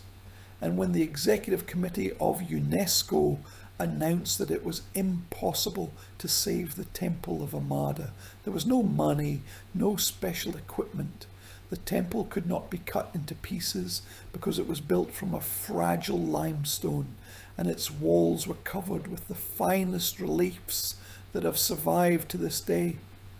I personally threw myself at General de Gaulle's feet. I told him that we should be different, that we should think about the future generations and should not allow the Soviet light to destroy the greatest monuments of culture. And he then heard me. France took Amada under its protection. The temple was moved 4 kilometers from the Nile to a place located 60 meters above the previous one. Yes, entirely on wheels. It was a real feat, and you can be proud. Can you be proud of the dam that destroyed the houses of hundreds of thousands of Egyptians and Sudanese? I doubt it. And also, I have not seen any Soviet specialists working on the rescue of Abu Simbel, neither in Kalabsh, nor in Deir, nor on the island of Philae, where real efforts and actions were needed, but not words. Christian de Roche-Noblecourt tells the truth. In the financial reports of UNESCO, there are $300 donated by the country. They are very poor. It was Ghana. There's not a single Soviet ruble there. The USSR did not give anything. And when the actions have already caused a protest, only then the Soviet government, with a small mission, sent to Nubia Boris Borisovich Petrovsky and Nikolai Yakovlevich Murpert, who explored the area of Wadi Alaka, the desert wadi, which was the way connecting the Nile Valley with the Golden Prisks. Here's a unique shot from the archive of the outstanding Soviet Arabist Oleg Kaftunovich. Cairo, the Egyptian Museum, the third golden sarcophagus of Tutankhamun. Nikita Khrushchev stands in the centre, is 3/4 of a turn away from him. He translates the words of the Egyptian president Gamal Abdel Nasser, the tall figure of which rises behind his back. On the left side, Nina Kukarenko, the wife of Khrushchev, and her daughter. In the archives of Kaftunovich, there was a lot of grief and sadness, with which he said that the Soviet leader was not interested in the ancient Egyptian temples or the inheritance of the pharaohs, but only perhaps gold in the collection of the Cairo Museum. For the Nubian company, UNESCO Egypt paid a high price. Those countries that made the greatest contribution to the cause of the preservation of monuments received in exchange temples. Before you Dendur, which was taken out, and now it is recreated in one of the rooms of the Metropolitan Museum in New York. The Dabat Temple stands in front of the National Archaeological Museum in Madrid. The Tafa Temple is in Leiden, a unique rock sanctuary of the Tutmosis, the third of the 15th century to the New Era. The Temple of Vala-Lisei is built into the internal structures of the Egyptian Museum in Turin.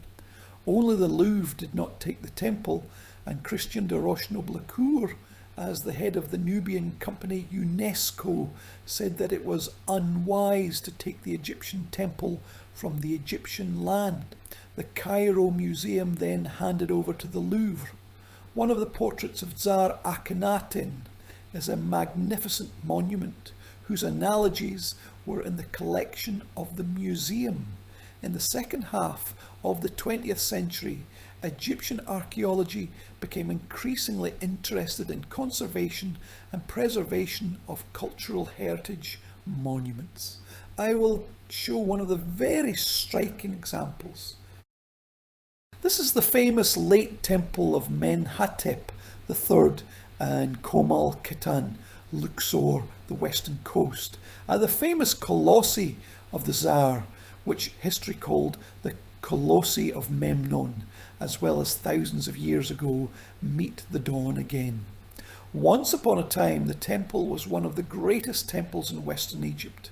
Its length is about 900 meters. This place was once a quarry. Then, in the 19th century, the British consuls dug here to bring a certain monument to Europe. Here are two shots. The same Colossus of Menhotep III was made of quartzite in Kamal Ketan and in the collection of the British Museum in London. The temple was magnificent. It fell from one earthquake, and since 1998, the European mission of the Colossi of Memnon, under the leadership of the outstanding historian of Egyptian art, Ms. Kurik Saruzian. The first measurements of the Colossi, the beginning of their cleaning, stabilization. A unique shot made in the 1960s when the Nile was still flowing. The Colossi stand in the middle of almost a water field. The temple was so close to the zone of the earth that it was additionally destroyed by an annual flood. In order for you to imagine the size of the sculptures, I will show this shot. This is Kurik Saruzian, who measures the ear of one of the Colossi of Memnon. Here probably the grandiosity, the mentality, which is so characteristic for Egyptian art in the era of Menhotep III of the 14th century to the new era. This is how the temple once looked. Huge. The largest temple in the West. 3 massive pylons. In front of each pylon there were colossal statues of the king made of quartzite, or at the 3rd pylon of Stravertine, then the colonnades. In the peristyle, in the open column of the palace, there were statues of the gods.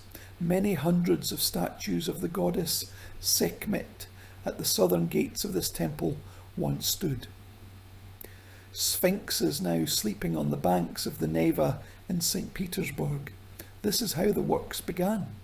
The base of the columns slowly appearing from the heavy ivy of the Tsarist statues. Unfortunately, the groundwater was already saturated with agricultural fertilizers that Egypt began to abuse after the construction of the dam, and the Nile island no longer filled the fields after another flood. In front of you is the head of the granite column of Menhotep III. Its left half was on the surface of the ground, and the right half, which was completely eroded, was in the soil, salty, filled with chemical elements, groundwater completely destroyed even such a seemingly solid stone as granite. Unique shots when the workers of Ness began to find those statues that no one had seen since ancient times, be it the statue of the goddess Sekhmet, which in abundance was once placed in this temple, and today statues from this temple are built in various museums, starting from the Egyptian Museum in Turin. Sekhmet from Turin is now in front of you, completing the state hermitage.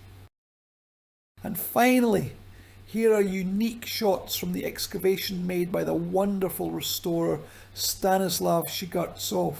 Russian restorers worked on this mission for several seasons.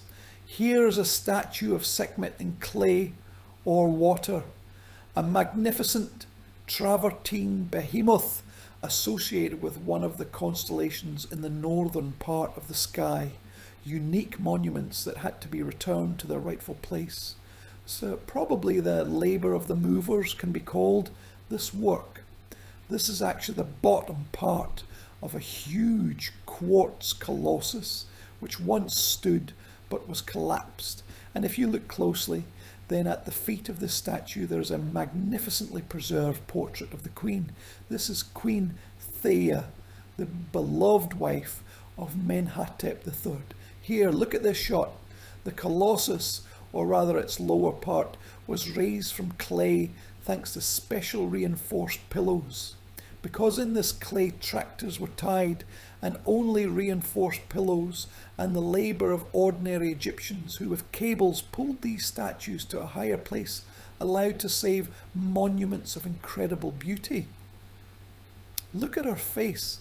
Isn't this Mona Lisa of ancient Egypt? Thin lips, elongated eyes, luxurious wig, a diadem and a bandage on the head. The great Tsar's wife, Thea. She again appeared before the world as she was many millennia ago. And when I show you this shot, then the right massive colossus is the colossus, the lower part of which you just saw lying. All 3 massive parts of the colossus were raised. And the pair of colossi with boards on both sides from additional damage, the great preserved images of the Tsar's wife, Thea, among the fragments of the columns of the peristyle courtyard, again began to rise the statue of Menhotep III. In order to somehow restore justice, a cover was ordered from the head of the Tsar, which was brought to the British Museum. And the cover from this head was put on the statue, which was once an incredible quartzite monolith. This is how this courtyard used to look like. Helps our imagination here. And on the one hand, we can imagine the column courtyard with the Tsar's Colossi, one of the greatest temples of the ancient world. And on the other hand, looking at it again, we can bow to the incredible work of archaeologists and restorers, as well as various specialists who today join the Egyptian archaeology, including, for example, specialists who work with 3D technologies, who, based on a huge amount of data, can make such amazing reconstructions. This is the work of the outstanding French architect Frank Meunier. This is the tomb of the great-grandfather Hiram Heba in Saqqara, the same Hiram Heba who was one of the successors of Tutankhamun and later became the Tsar. And looking at this tomb, knowing what amount of reliefs has not been preserved, how much polychromy of colour, well, of course, you get absolute true pleasure when you see such beautiful reconstructions. Archaeology is part of the life of Egypt. The fact is that the Nile Valley is very narrow, and often significant ancient monuments, even whole cities or sanctuaries, are under the foundations of modern villages. In 2015, a street collapsed in the village of Al-Arab Al-Malfuna, which is adjacent to the archaeological zone of Abydos. It turned out that one of the owners of the neighbouring house was digging from his own cellar in order to find some antiquities and thus possibly get rich. It was through the hole on this street that the unique sanctuary of Zar-Mentuhotep, the second Nebuchadnezzar, was discovered. This is the 21st century BC.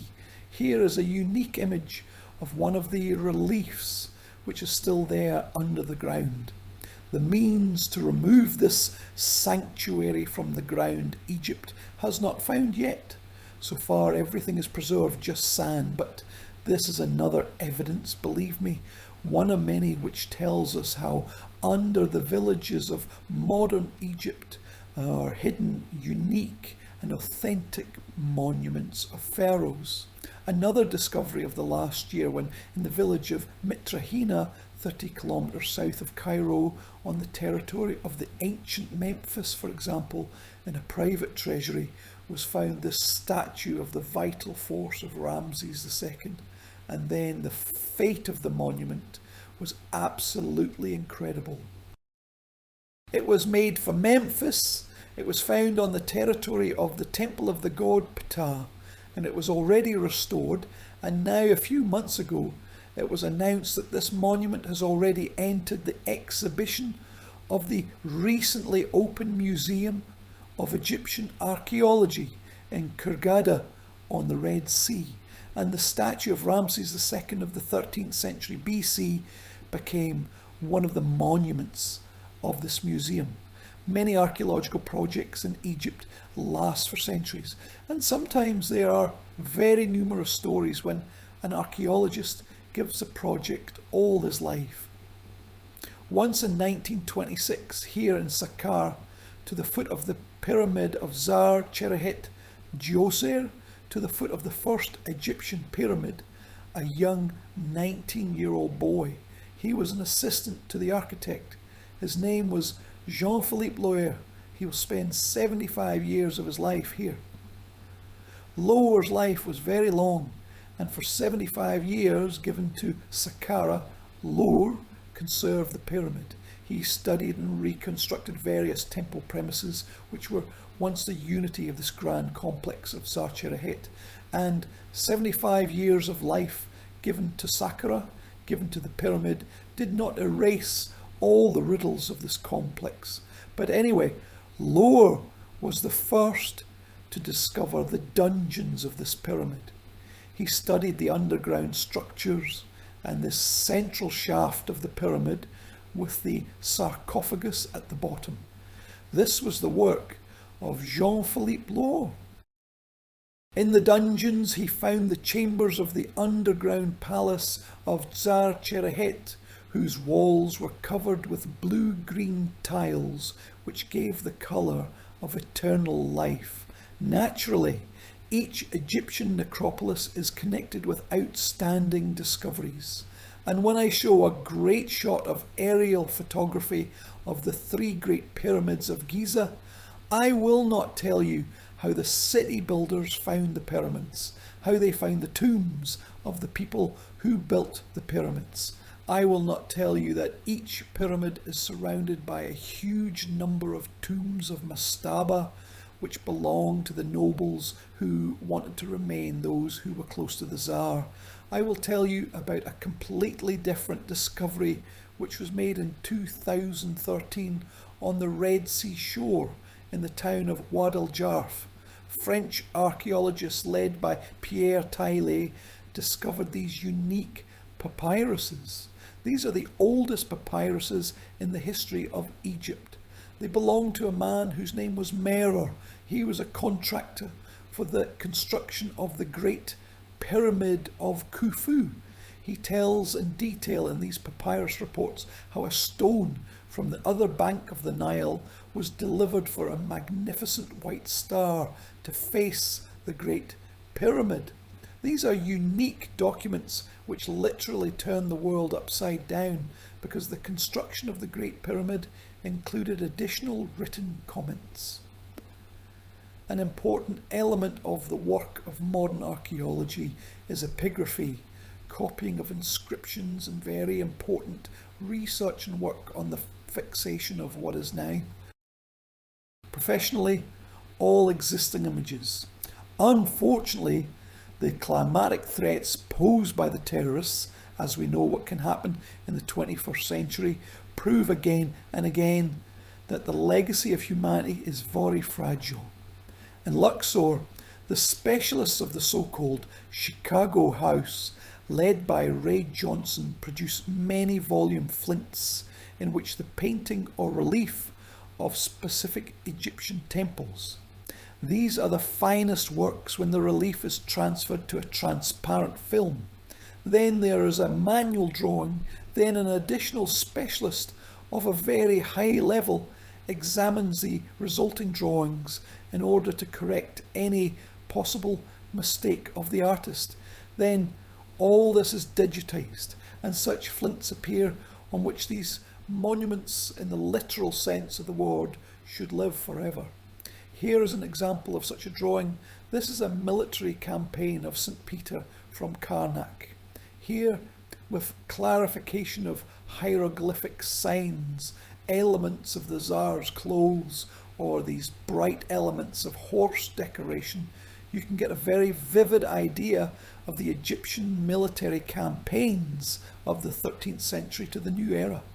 The second work is very similar to this. This is a direct restoration, conservation of painting and reliefs of all the great heritage that we see today. Here is a wall covered with amazing painted reliefs. This is the tomb of Queen Nefertari, the beloved wife of Ramses II.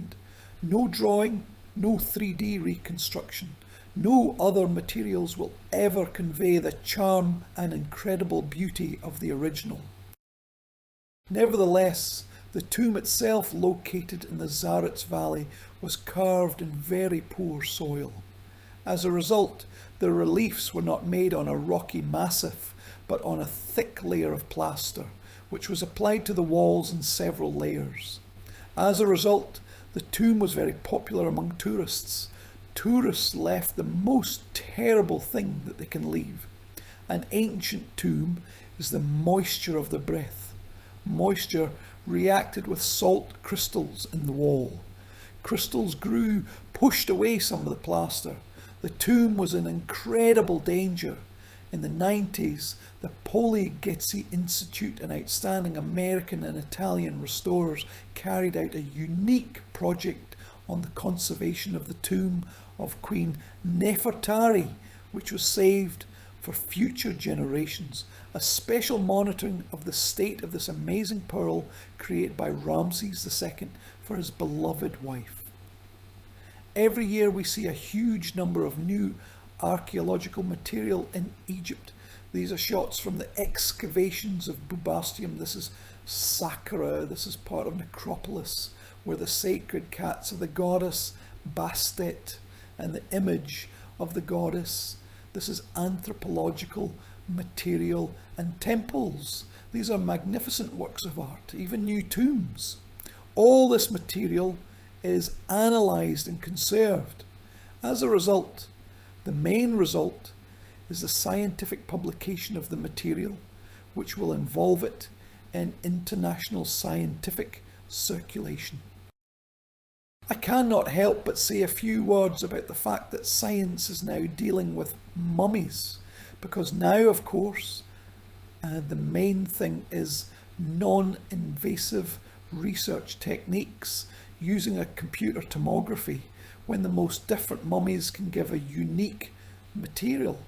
We know how the Egyptians lived, how long they lived, what they were ill with, and what additional features their life had, and if mummies used to be sawed, or this famous mummy of a man in Louvre was not sawed by a miracle due to such an unusual, very spectacular geometric facial hair. Now mummies have a new life. They tell their story using a tomography, and mummy sawing is not done. Magnificent material.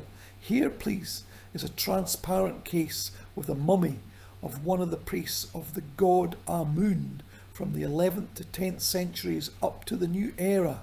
Here are the materials of such tomography studies. Here, of course, it is a complex science where, of course, scientific disciplines together with Egyptology and what we know about ancient Egypt allow to create a new, much more complete picture.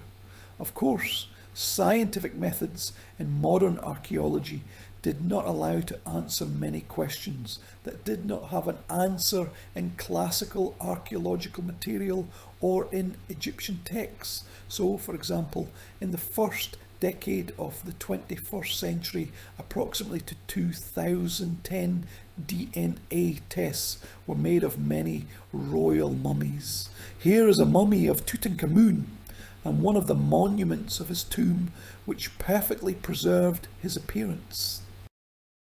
DNA was extracted from a tooth pulp which preserves it well enough. As a result, in the Cairo Museum among the mummies of the nameless kings.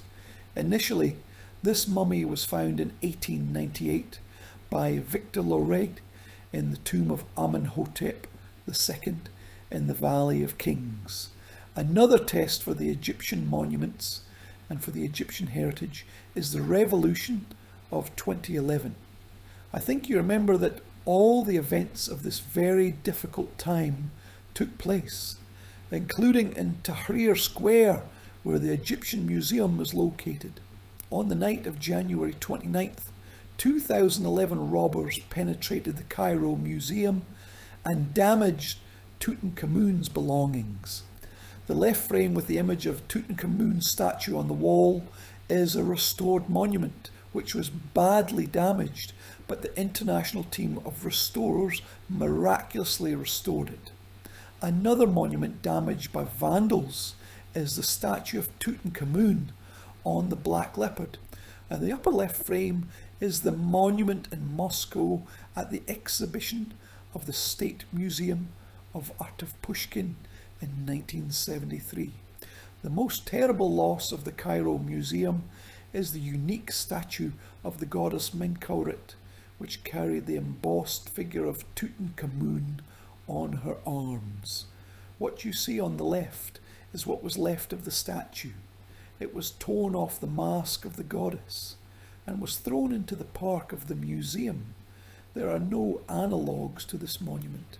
We know that there are such monuments only according to the sculptures in some tombs of the Tsar's Valley. The sculptural monument was unique. This is a private collection of a person who has no shame to keep a face or a figure of Tutankhamun, which was once part of this unique monument.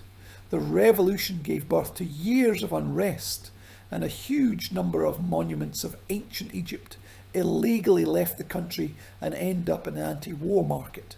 The Metropolitan Museum bought this golden sarcophagus from one of the priests of the god Reshapes from the 1st century BC with forged documents about the legal origin of the sarcophagus. When it was found out, there was a huge scandal, and the Metropolitan Museum returned the sarcophagus to Egypt, and now it is exhibited in Fustat in the National Museum of Egyptian Civilization. The main project of Egypt in recent years, which should have been opened a long time ago, is the Grand Egyptian Museum in Giza, which was built according to the Irish project. This is a unique building, which will be the largest and the most expensive museum in the world. The museum has already spent $1,250 million of the international origin money. If everything goes well, the museum should be opened. For now, let's take a walk through the laboratories of this museum, which were used to save the famous but forgotten monuments. This is an external tomb of Tutankhamun, which was transferred to the restoration workshops in the Czar's Valley.